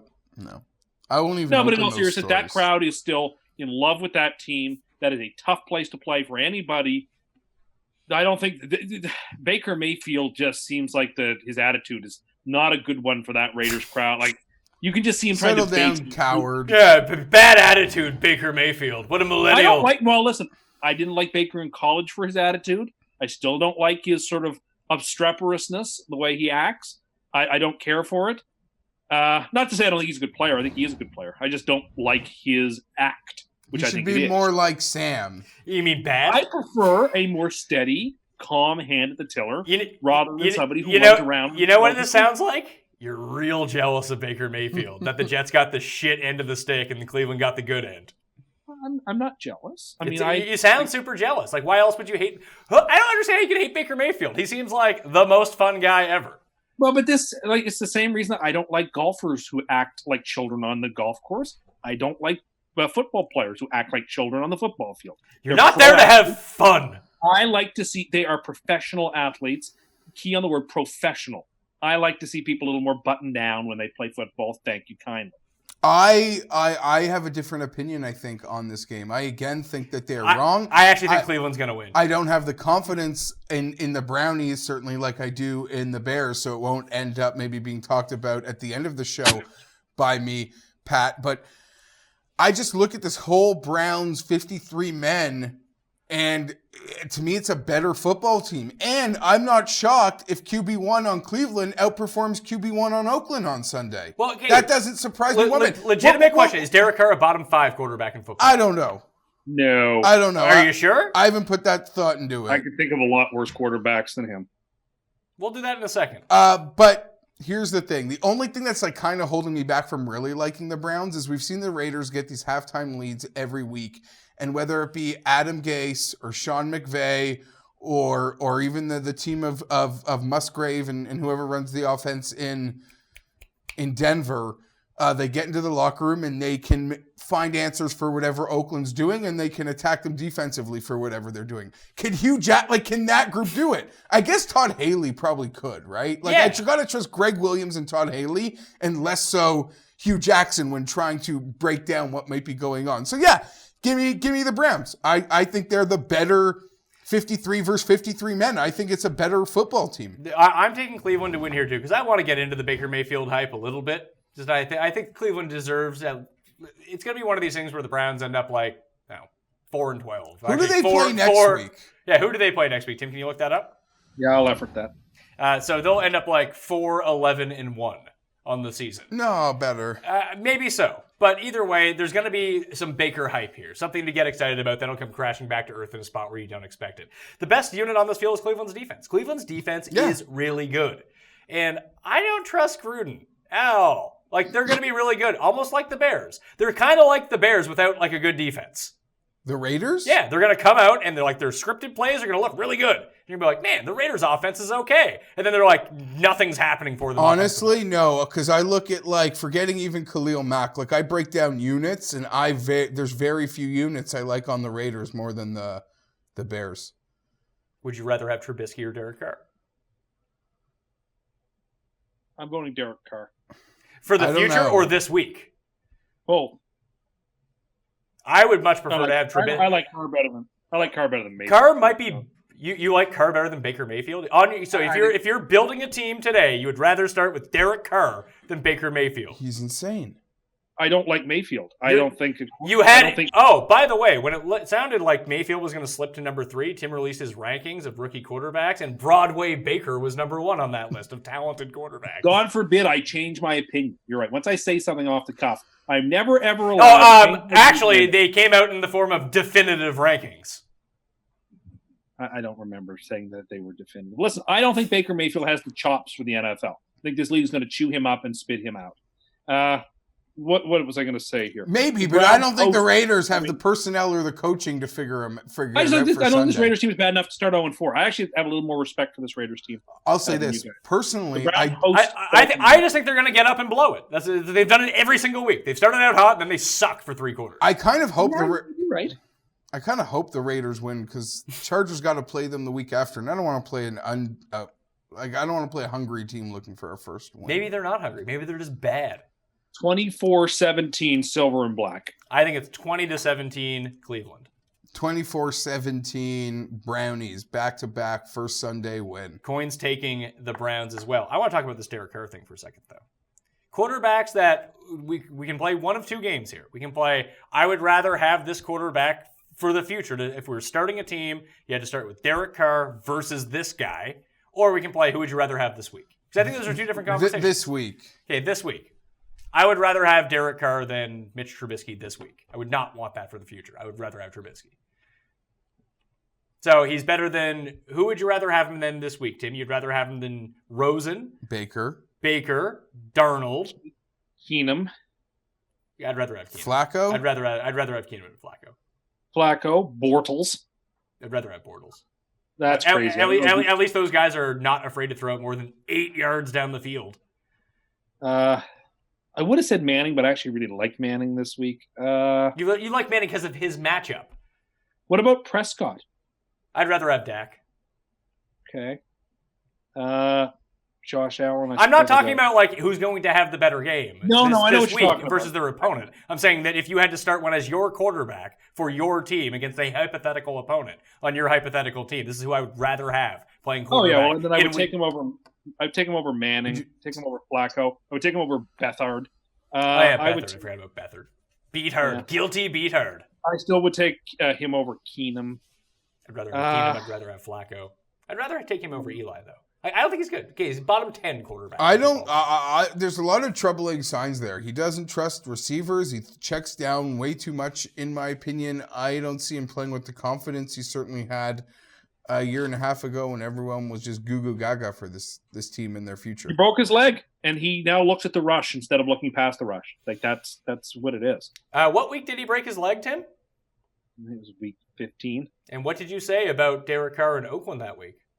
That they were going to go to the AFC Championship game. That they and the Titans are the real competitors for the Patriots that year. And what happened to both Mariota and Derek Carr that week?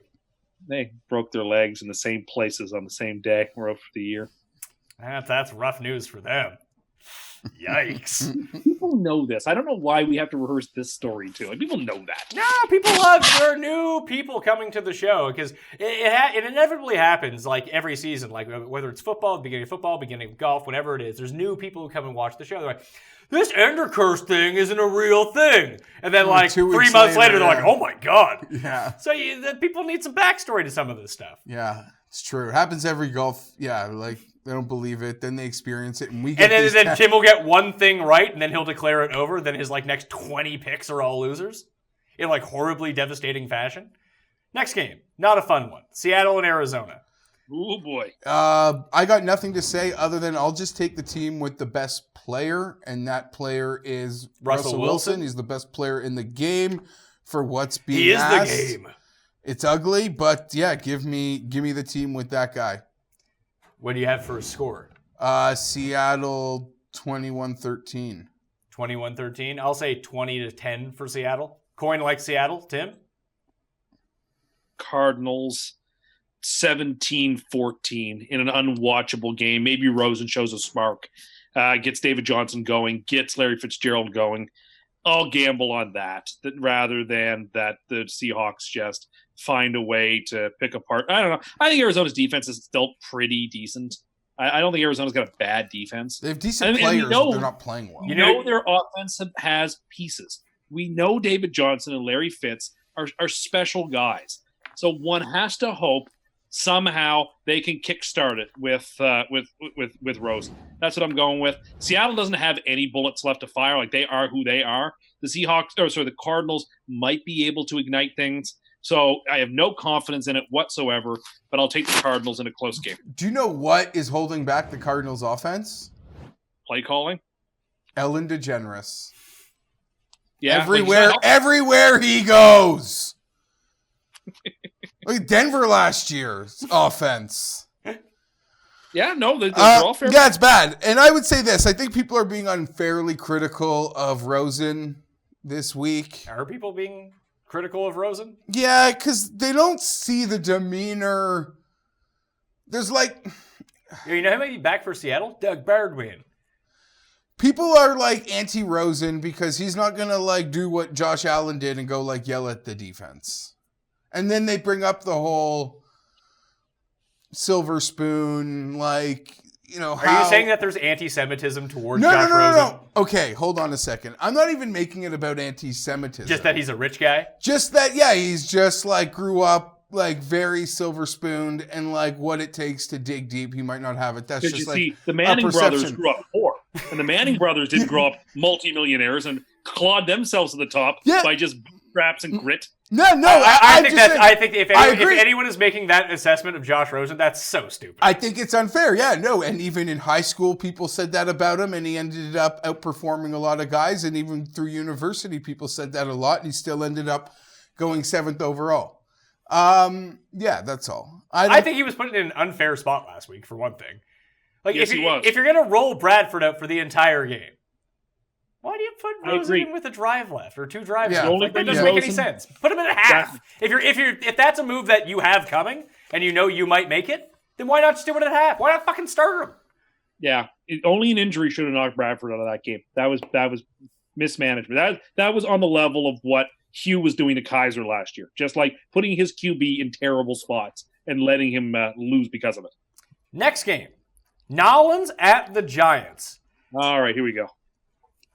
The projections of this game are the superficious thing of, like, I just can't figure out. I understand that this is New Orleans' first game outdoors of the season.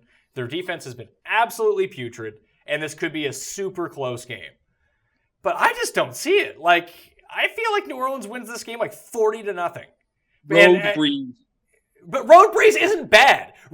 This is the common misconception about Drew Brees. People say when he gets outdoors, he's not any good. That's not true. Drew Brees is quite good outdoors if you go look at his outdoor numbers. You know what the difference is? When he plays indoors, he's fucking incredible. He's like the best quarterback of all time. Well, he might be statistically fine, but I guess the team doesn't win. So I think it's 2 arguments. I mean, he could still have his good fantasy day outdoors, but maybe they're not...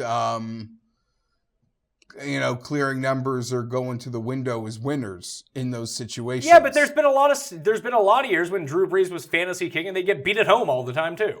Yeah, no, you're not wrong. I'm with you. There's something up about this game, so I'm staying away from it. There's something that smells really wrong here. But if that New Orleans defense, they started out slow. I still think it can be a nasty. I don't think it can be. But are the Giants the team to take advantage of this? No, but that's yes. They have the playmakers to take advantage. They have of it. They have 2 playmakers. And do you want to like people are going to the draft Draftkings. I like Sterling Shepard a lot this week. Exactly. People are lining up. Sterling Shepard might be the most owned guy in the Millionaire Maker this week. How do you think it's going to turn out for everyone? I need a PSA to Giants fans: lose them all.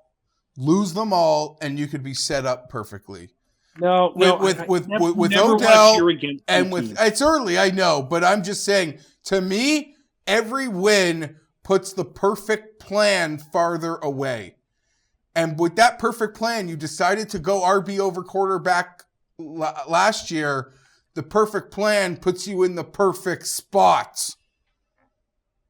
I agree. Tim would rather see his team, root for his team to win every week, watch them go 5-11, and then be triggered that they didn't lose more games after the season. Yeah, I think the worst trend in fandom might be people who cheer for their team to tank. Why? My brain's wired that way. It never has been. I like my teams to win. I guess I'm too competitive. Oh, you're too competitive. Tim, of the teams you cheer for, how many have won one title since you've been alive? 1? Well, it depends. Do you count the Irish? Because they won one as well. So they won. You were born in 1987. They won in 1988. Yeah, then they got robbed in 93. But that's so before you actually became a fan, they won. And the Montreal Canadiens won what in 1993? Yeah, 93. Yes. And since then, your baseball team lost. Their city lost the team that you rooted for. They got moved, and the Nationals still fucking suck. And I don't cheer for the Nationals. I cheer against the Jets have been an atrocity for the entire time that you've been alive. Except the 2 AFC championship teams. Oh, so Tim's hanging his hat on AFC championship appearances. I would say... it was a great season when we lost in the AFC championship No, but that game. Is a pretty good year, you know what? If your team's in the Final Four... Why don't you just tank? I'm about the tank. I am team tank. Especially in What? sports. Everyone last year wanted the Buffalo Bills to tank, and they made the playoffs. Yeah, great. If you make the playoffs, you can win the Super Bowl. That's all. I mean, that's all there is to it. The Buffalo Bills tried to tank. They traded Darius Darby, Watkins. They started Nathan Peterman. McDermott and company did everything they could to be picking where the Jets picked, and they ended up making the playoffs. So you're right.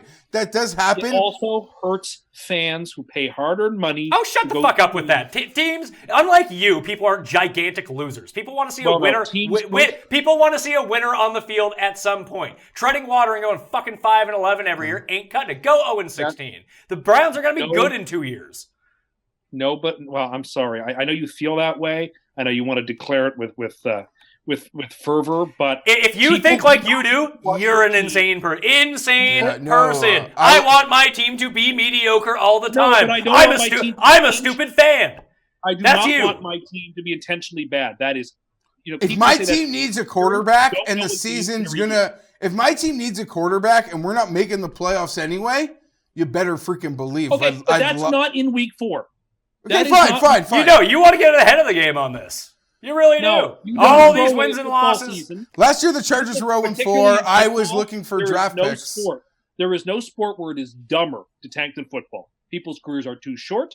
People get hurt out for the season out of nowhere. It is absolutely and purely irrational. No one's actually tanking. Are the Giants going to win the Super Bowl this year? Tim? If they make the play, I would say no. The answer is no. The Giants are not winning the Super Bowl this year. I would have said that about Philadelphia lose every game. Yeah, that's only because you picked them the year before. Then you were too scorned to pick them the year after. Weird things happen. If you get in the playoffs, you can win the Super Bowl. That's just how it is. We've seen it a bunch of times. We've seen really bad teams win the Super Bowl. We saw Arizona get to a Super Bowl when they had 9 wins. Like, weird things happen. And in week 4, never, ever, ever, ever wish your team to tank. In week 4, that is madness. What if they won 12 more games? They'd be 12-4. No, I'm not condoning. I'm just saying it's in their best interest. Be an insane person, play like Tim, and play for no winners ever, or tank and try to be good. Tanking is gross, and thankfully sports are moving to take that away from teams. Do you know why leagues are trying to take away tanking? Because it's so fucking effective. And it's bad for business. No, I don't care that it's bad for business. It's so effective that teams have to stop doing it. It's so advantageous to tank that so many teams are now actively going out of their way to tank because it's the smart move. Good, then the league should step in, just like how in basketball. Sure, but the league hasn't stepped in, so you might as well take advantage of it now while you can. I think it's disrespectful to your fans. Oh my God. Disrespectful to your fans. That's fine. Fans go fuck themselves. Unless the leagues want to give the only thing keeping the team afloat, sir. Unless the league wants to give the team like the team that missed the playoffs, like the first team to miss the playoffs, the first pick, then you go for it. Yeah, but until then, no, I'm with you more so than others. And it's not even a lottery in football. Yeah. If you're just the worst, you get the first pick. But it's pick. also sort of like this quarterback thing. You just do it till you got one. Yeah.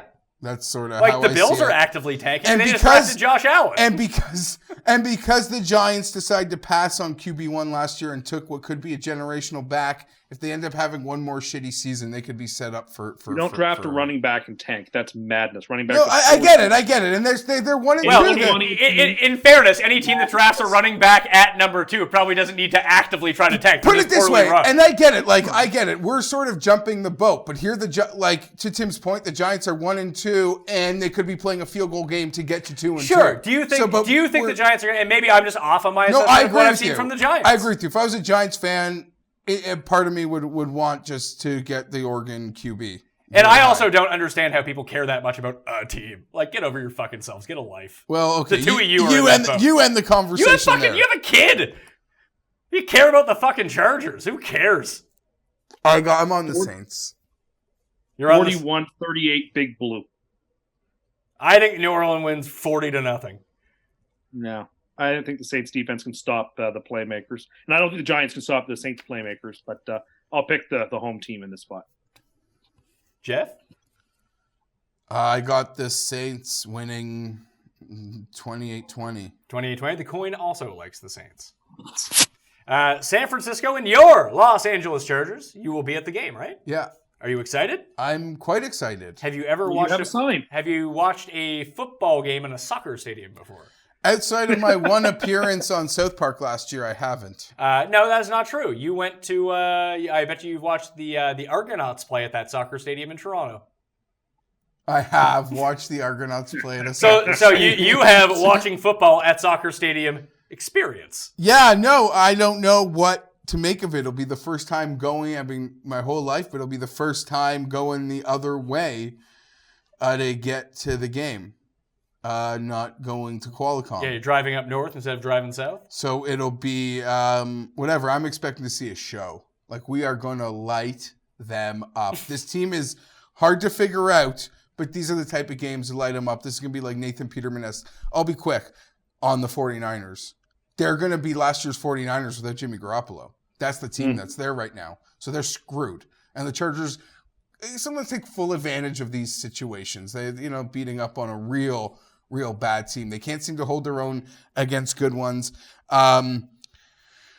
Bigger picture, though, for me, I don't know what to make of this Chargers team. They desperately need to get Bosa back in the second half of the year. Starting after this week, they'll get a healthy, suspended Corey Liuget back, who can't hurt what's been a tough run D. They've lost to the Rams and the Chiefs, and they've beaten the Bills. I don't know how much you want to penalize them for their losses.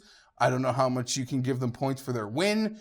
And now they have a schedule, Pat, where you can go like 10 straight games. We're thinking like they might be the favorite. So what you're saying is that they could be a great buy low opportunity, but they're a scary buy low opportunity because I think they've proven that they're not at the level of the teams at the top of this league right now. But there's still a lot of time to get there. I think a lot of that has to do with two things. The defense is not good without Bosa. It's not. It's average. And the special team is still killing them, whether it was the fumbled muff punt versus the Chiefs or the block for a touchdown versus the Rams. I'm going to even say you guys, the Chargers, Geoff, you need to fire your coach. After what he did last week, that's a fireable offense. But he hooked the If you don't understand where you sit in the game, that a field goal legitimately does you no good, yet you settle for 3 anyway. I don't understand how you can still have a job after that. Like, I just don't get it. What would be the point of him being, is he really coaching everyone up so well? Well, they're settling for field goals. It's clearly not. The defense hasn't been all that good. So clearly not. And now he's taking 3 points when 3 points literally will not do. You're still down and need 2 touchdowns. What? Like, how is there no one standing on, like, how isn't Rivers like, what are you doing? Like, how is no one else in tune with this? I assure you, Philip said, "What are you doing?" Philip should have just stood out there. This is moment number 2 in his path to becoming on the tennis court. Exactly, like Richie Tenenbaum. He should have just sat down on the field and taken off one of his socks and potentially started to cry. This is moment number 2 on his journey from Anthony Lynn to Octavia Spencer. Moment number 1, you guys were at the game in New England last year where you wanted to kick a 54-yard field goal against the Patriots on like our opening drive on like a 4th and half a yard. I don't know if you remember that. And it was like insane. So that was moment number 1. This was moment number 2. I have no defense. I was mind boggled at that one. A real letdown that they couldn't find ways, to be more weaselly last week. So many Eckler fumbles, Keenan fumbles, the block punt. They were in that game. They do so many dumb things. Like, it's unbelievable. Didn't you think when they missed the extra point? Oh! This is it. This is Jet. I thought about Pat, who said we're going to miss an extra point and lose by a point. But instead, it wasn't ever even that close. Now, that was the talisman. When I saw that extra point miss, I was like, well, that's it for them. Because we even made the Rams turn, as much as the Rams moved it all game, their first drive, Gurley fumbled, then there was a Darwin. Yeah. Okay, this is the thing. The only guys making plays on my defense are rookies. Derwin James, Kazir White, others. And Nwosu. And I don't know. We pay Ingram, we pay Hayward. They just got paid because Bosa's amazing, I guess. Bosa's kind of the key to all of this. Without him disrupting everything that goes on, it makes everyone significantly worse. Maybe Casey Hayward isn't as good as we thought. Maybe teams are just forced to throw really quickly, and if you extend the play a little bit more and guys have more time to throw, he's not as good. Yeah. I mean, I think that's fair of almost any cornerback. Yeah. That being said, think the 49ers are going to take advantage of it? No, I don't. I think the Chargers they're screwed. I think the Chargers, 49ers are screwed this week. The Chargers are lucky to get this sort of spot after. Because starting 1-3 would have been a real ugly situation. So I'm going to take Chargers 35-10. I was going to say like 31-3. I think it's going to be some Nathan Peterman moments. Tim? 29-13. I would have been 30-13, but I think they missed an extra point. Thanks. I want to reinforce. The coin likes the Chargers. I as well. want to reinforce the 49ers are now last year's pre-Jimmy 49ers. I agree with that you. That is what you're now getting. Now, I'm sorry. do you think that they're the pre-Jimmy 49ers? Because Tim went all in on Jimmy Yes! Of course. I had so many things I picked right last week, but yet Jimmy G going down sort of like cast a pall on the whole thing. It hurt. That your biggest stance coming of the offseason and then coming into the year that Jimmy G was like a Hall of Famer and now he's dead? And I guess, anyone snickering ear to ear who was lucky to have their if they made preseason projections on the 49ers to not be as good as people just assume because the quarterback and had a great winning streak. Also, Jimmy didn't look that great through 3 games. No, didn't look like last year's Jimmy G, and Watson hasn't looked like last year's Watson. Yeah. It is what it is. 2 games left. You have more to say? I just want to say my biggest fear, because who knows, because we're so inept, is that because we paid, if it gets to the point and we've got to Khalil Mack Bosa, I'm dead. Will that be it? I'm dead. That's all. There's no way, but that's a fear of mine. But there's no way you can move into a new $1 billion stadium in LA that you didn't pay for and not pay your best player. You don't draft 3rd overall, get a superstar, and then trade him like the Raiders. The Raiders just did that. What's that? A superstar you didn't want at the time, by the way. You mentioned my quarterback comments. You didn't want Bosa at the time. I wanted Jalen Ramsey. That was who I thought. But here we are a year later. We got Bosa and Derwin James. Problem is Bosa can't stay on the field. Derwin James is everywhere. I don't know if you watch, but the only place he's not is in the end zone. That killed us. That didn't kill you. Getting your punt block killed you. Well, do you know what the problem? Turning the Rams over when they were on the 5-yard line is not a bad thing. 90% of the time, the Chargers or any team just fall on that for a safety. The chances of that being scooped for a touchdown were so low, and yet it happened anyway. And do you know our coach, who is an idiot, but Octavia? He called out the punter hard because Kaiser, the moron, took a normal 3-step drop. You're backed up like that. We're on the half-yard line. You can't take your normal... coaching special teams there. You've got to just, the huck and kick, and hopefully it lands on the 38 and takes a big bounce to, the 50, right? That's all you're hoping for in those situations. Well, as Garion pointed out, maybe the Chargers special teams coach is that special teams coach from the Water Boy that no one could understand. It seems like it. Next game, Sunday nighter. Baltimore at Pittsburgh. Pittsburgh got off the schneid. They held on Monday night. I'm going to say Pittsburgh wins this game 24-20 because I'm now into a thing where I'm just going to pick Baltimore when they play at home and pick against them when they play on the road. I'm going to make it as easy as that. I'm really upset with myself last week that, I said when we finished breaking down Baltimore-Denver that I should switch because you guys laid out perfect cases. I think maybe it was me, maybe it was Tim, that I said that Philip Lindsay's the key to this game, but he's definitely going to get ejected right away for throwing punches on a special teams play. But short week for Pittsburgh, that kind of concerns me, but they're back at home. Jimmy Smith's still out one more game. I still think Baltimore's good. I just think they lose this game. Isn't there this historical thing with these teams and it just always ends up, the games always end up being within 3 points or less? It almost always ends up being a field goal especially game. On Sunday night. But football. I feel like that has stopped being a thing for 3 years. You're probably right. I think that's just how we remember this, but that's not actually what's happened. Pittsburgh's a better road team than they are home team. And so, I don't like the fact that Pittsburgh's home here. I think Ben, if I'm not mistaken, is 13-1-1 in his last 15 road games. Something like that. Well, how many of those are against Cleveland? Well, 1 a year. So but we could be getting into... Well, we know that the tie is one of those road games. Is one of them.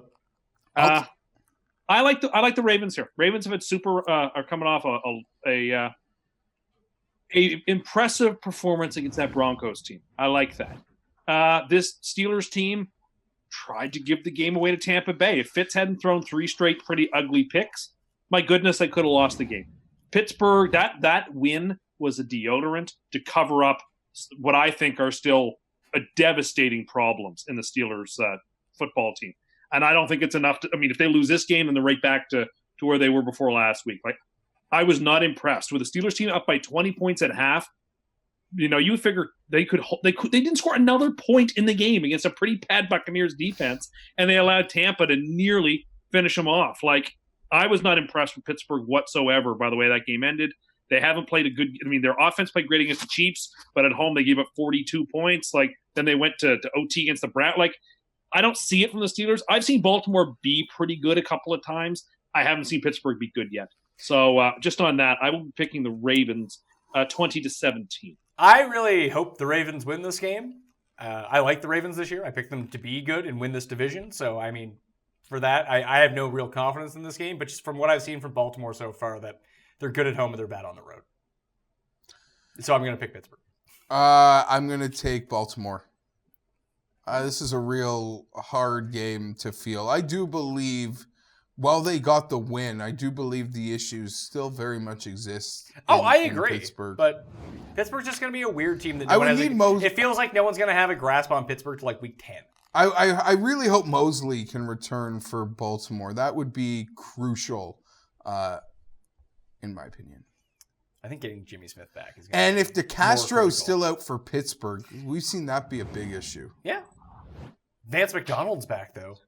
He certainly is. And he ended Chris Conti's career. He had to go on the IR due to shame. Yeah, if anybody should have retired at halftime in his career, it should have been him. I feel bad for him. I hate when that happens to people. It makes me feel uncomfortable. I do too. But the coin likes Pittsburgh. Last game, the Monday night game. I'm of two minds of Kansas City at Denver. Is this going to be October when this game is played? Yes, October 1st. October 1st. Maybe that throws the whole narrative off here. But I have some thoughts if you want me to take the lead here. I'm going to say it's going to be one of these things where Denver wins this game like 20-17 or Kansas City absolutely annihilates them. So I've been looking at Kansas City's schedule the last couple of days, trying to figure out when is the collapse game that no one sees coming.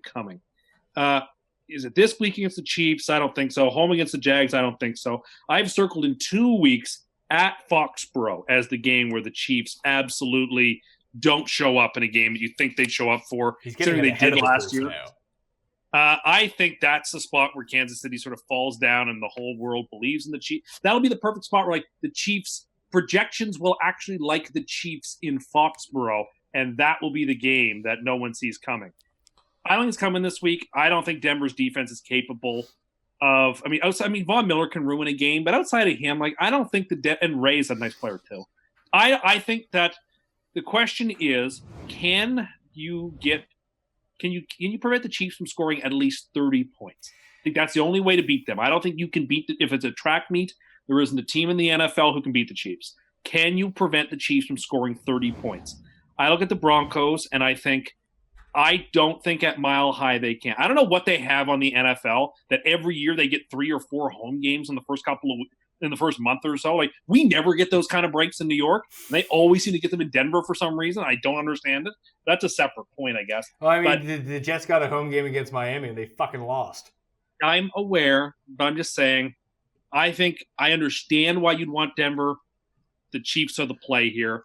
Kansas City, 38-27. I think this is a pure stay away, but the path to Denver in this game is get a pass rush on Mahomes, throw him some looks that he hasn't seen before, and then use Lindsey, use Freeman, use Booker, and run the ball as much as you can and shrink the amount of possessions that Kansas City has. Because if they're going to score 35 points, and they can score so quickly that it's devastating, so you have to limit the amount of times they can touch the ball. And you need to get a turnover somewhere and flip the field.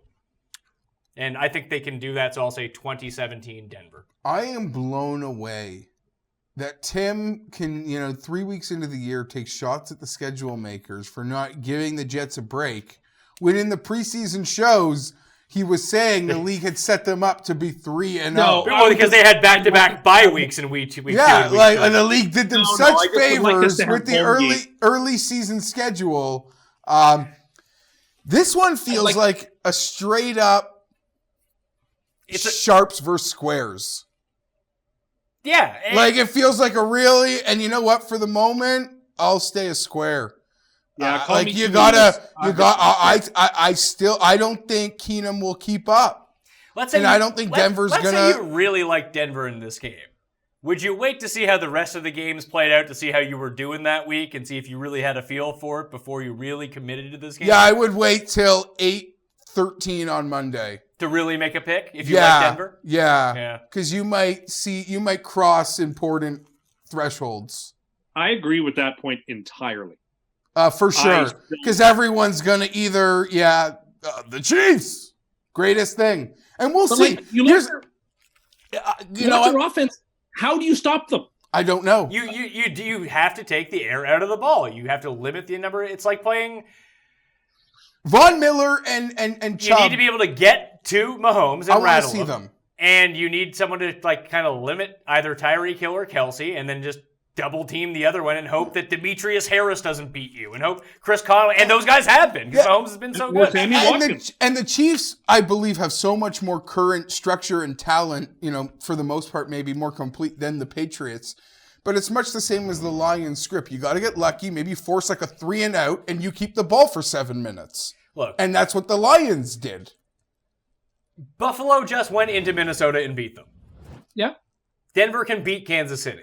Yeah. Oh, yeah. No, it's a division game. I agree. They're at home. It's on a Monday night spot. Like you said, the world is going to love the Chiefs. And this could be desperate for Denver, and maybe sometimes you don't want to, they know what they're doing, too. But I don't know. Again, sharp versus square in the biggest way I feel this one is. But right now I'm a square. All right. The coin and I like Denver to win this game. You two like Kansas City. And that'll do it on the Pat Mayo Experience. Let's wrap this up. We are all out of survivors, so when it comes down to it, this is how you can get in the draw for $20 DK this week. Give the episode a like, go to the comments section, and tell us who would be your survivor pick for week 4, since the 3 of us aren't allowed to make picks anymore. Confidence plays of the week. Things you're really confident in. I really struggled with this last week. Threw out a bunch of teams. Finally decided that I like Cleveland to win the best. And hey, got me off to a really solid start. Did not expect that's how the game would play out. But hey, sometimes you got to be lucky. The game I have the most confidence in this week is Philly beating Tennessee at whatever the score I said it was. 2017. Philadelphia would be the thing that score is the one that I have the most confidence in this week. If the score was 6-3, you wouldn't be surprised. Exactly. Or if it was like 10-9 for Philly, or if Tennessee could squeak it out, Philly. It's like a game played between the 40s, right? Yeah. Like yard lines. Just very slow paced game, a very close game is where I'm going for. So that's the game that I have the most confidence in. Jeff. I'm going to ride or die the Texans for one more. Oh my God, that's what Tim was going to do too, I think. I'm not going. I will. Well, that will be part of my Sunday strategy. I am going to play the Bears. You really like the Bears over Tampa? I really like the Bears. They've had some primetime games to kind of show what they are, but this is like the first Sunday 1 o'clock at Soldier. I think this is where they look cool. They look rad on Sunday this week, in my opinion. Tim, obviously, we know you're going to take the Jets because that was the game you had the most confidence in. When you talked about the games, you had by far the most confidence in the Jets. He has them winning, so you had them winning. You had them winning by 20. I have by far the most confidence in the New England Patriots defeating the Miami Dolphins. You say you don't believe in the curse, but what are you doing here? I don't think the Dolphins are going 4-0. I don't think they're going to win their first game of Foxborough in 10 years. I don't think the Patriots are going to be 3.5 games back in the division. And I don't want that to happen because I don't need to be tempted into having way too much fun on Twitter. And I'm glad that will not be a problem because the New England Patriots will wax a very overrated Dolphins team. We have another question from the audience. Paul, what were you saying? So who wins the AFC East? So who wins the AFC East, Tim? I mean, can't we just let the games play out? Say it. I think the Jets will. I picked them at the start of the season. I'm not switching after 3 weeks. They lost the bye games. They're obviously not what you thought they were, man. No, but the whole division is even worse than perhaps I thought it was. So I'm not giving up yet. Super Bowl Sam can still get us to the promised land. Oy. I made a mention on Twitter that Sam Darnold looks like one of the frat extras from the movie Neighbors, but if Neighbors had went straight to video. He's not handsome enough to be in a movie, but like a direct-to-video movie, he could definitely do that. Guy is not attractive. He's less attractive than Andy Dalton. That's not good news. Hey, What? I get a lot of Darnold doppelgangers. You're far more handsome than Sam Darnold is. Thank you. You look less like Beaker. You look kind of like Beaker. No, I used to get a lot of like Sean Astin. I can see that. John Aston, handsome fella. Sam Darnold, not a handsome fella. Tim, would you like to defend Super Bowl Sam? He's not in the Jimmy Garoppolo sphere, is he? I mean, if you want me to defend USC quarterbacks, no, I'm not going to do that. I mean, he's not in the Matt Leinart class. He's certainly no Mark Sanchez in terms of looks. Maybe that's going to work out. Maybe that's when it'll all flip back for USC quarterbacks. Non-attractive Carson Palmer, the best one in 2 decades. Maybe it'll be Super Bowl Sam. I don't think so. Anyway, that'll do it on the Pat Mayo Experience. Geoff Fienberg, enjoy LA. Thank you. San Diego. But you're going to LA for the game. For 3 hours. It's going to take more than that once the traffic hits. 3.5. It's Sunday. And I think it's Anaheim and Carson. I'm not looking forward. You are looking forward to it. You're going to see them go rent the Niners. I know. And thanks to Mike Ruvallo from Gup's Corner hooking me up with Hooking the you up? seats. Yeah. Big shout out to him. Yeah. And Gup's Corner in general. Yeah, Everyone loves Gup. always Gup and the corner. But yeah, so I'm excited, and I don't know. Tickets are very expensive there. Well, there's only like 30 seats. And people showed me videos. The crowd at the Rams game last week, there were lots of Charger fans there. So I think it's like the price points in this Carson Stadium that are really hurting people. And there'll be 7 Charger fans there. So when you look for me, We'll see you. Yeah, Are you wearing the powder blue? I haven't decided what I'm gonna wear yet. I haven't made any final kit claims. You two should both go to the game, and you can wear your Kellen Winslow senior jersey, and Tim can wear both of his Kellen Winslow junior jerseys. Your buddy, Tim Kellen Winslow Jr. That's a bad look these days. Yeah, it's not great. That doesn't. I don't even want to respond. G Feinberg 17 on Twitter and Instagram. I would also, and I really appreciate the time that he took to really put himself over the edge, establishing himself as an insane person. It is a Tim Undergust. Tim Andergust. That is not my name, but I will say Green Bay, New England, Jacksonville. Those are Green Bay, New England, and the Jets. Those are 3 teams I guarantee aren't losing this week. This is an interesting. It's an eclectic mix. Yeah. Well, which team do you think loses? Because he did this last week. He picked his 4 teams that can't lose, and the team that lost was... Who was it that lost? Someone really good. Cincinnati, the team he had the most confidence in of winning. Also, no one but an insane person would 3-pack those. That's so. I'm not saying they're bad as individuals or whatever, but I think there's an element there that makes you insane to 3-pack them to win the football games. Tim, you can follow on Twitter at a Tim Undergust. Tim Anderson, 87. I bring the funny. You bring terrible takes. People are really disgusted by your Chef Boyardee and Cheese Whiz take from last week. Like, truly, I think it may have been and this is really going out on a ledge, it may have been the least popular thing you've ever said on the show. I don't think that's true. My wife loves you, and it cost you a couple points. Well, I got to be honest, though. That's what I do, so. Tim's coming up at some point soon. And now my wife is thinking about not allowing him to stay at our house in case he tries to make something like that there. And it might just make her throw up.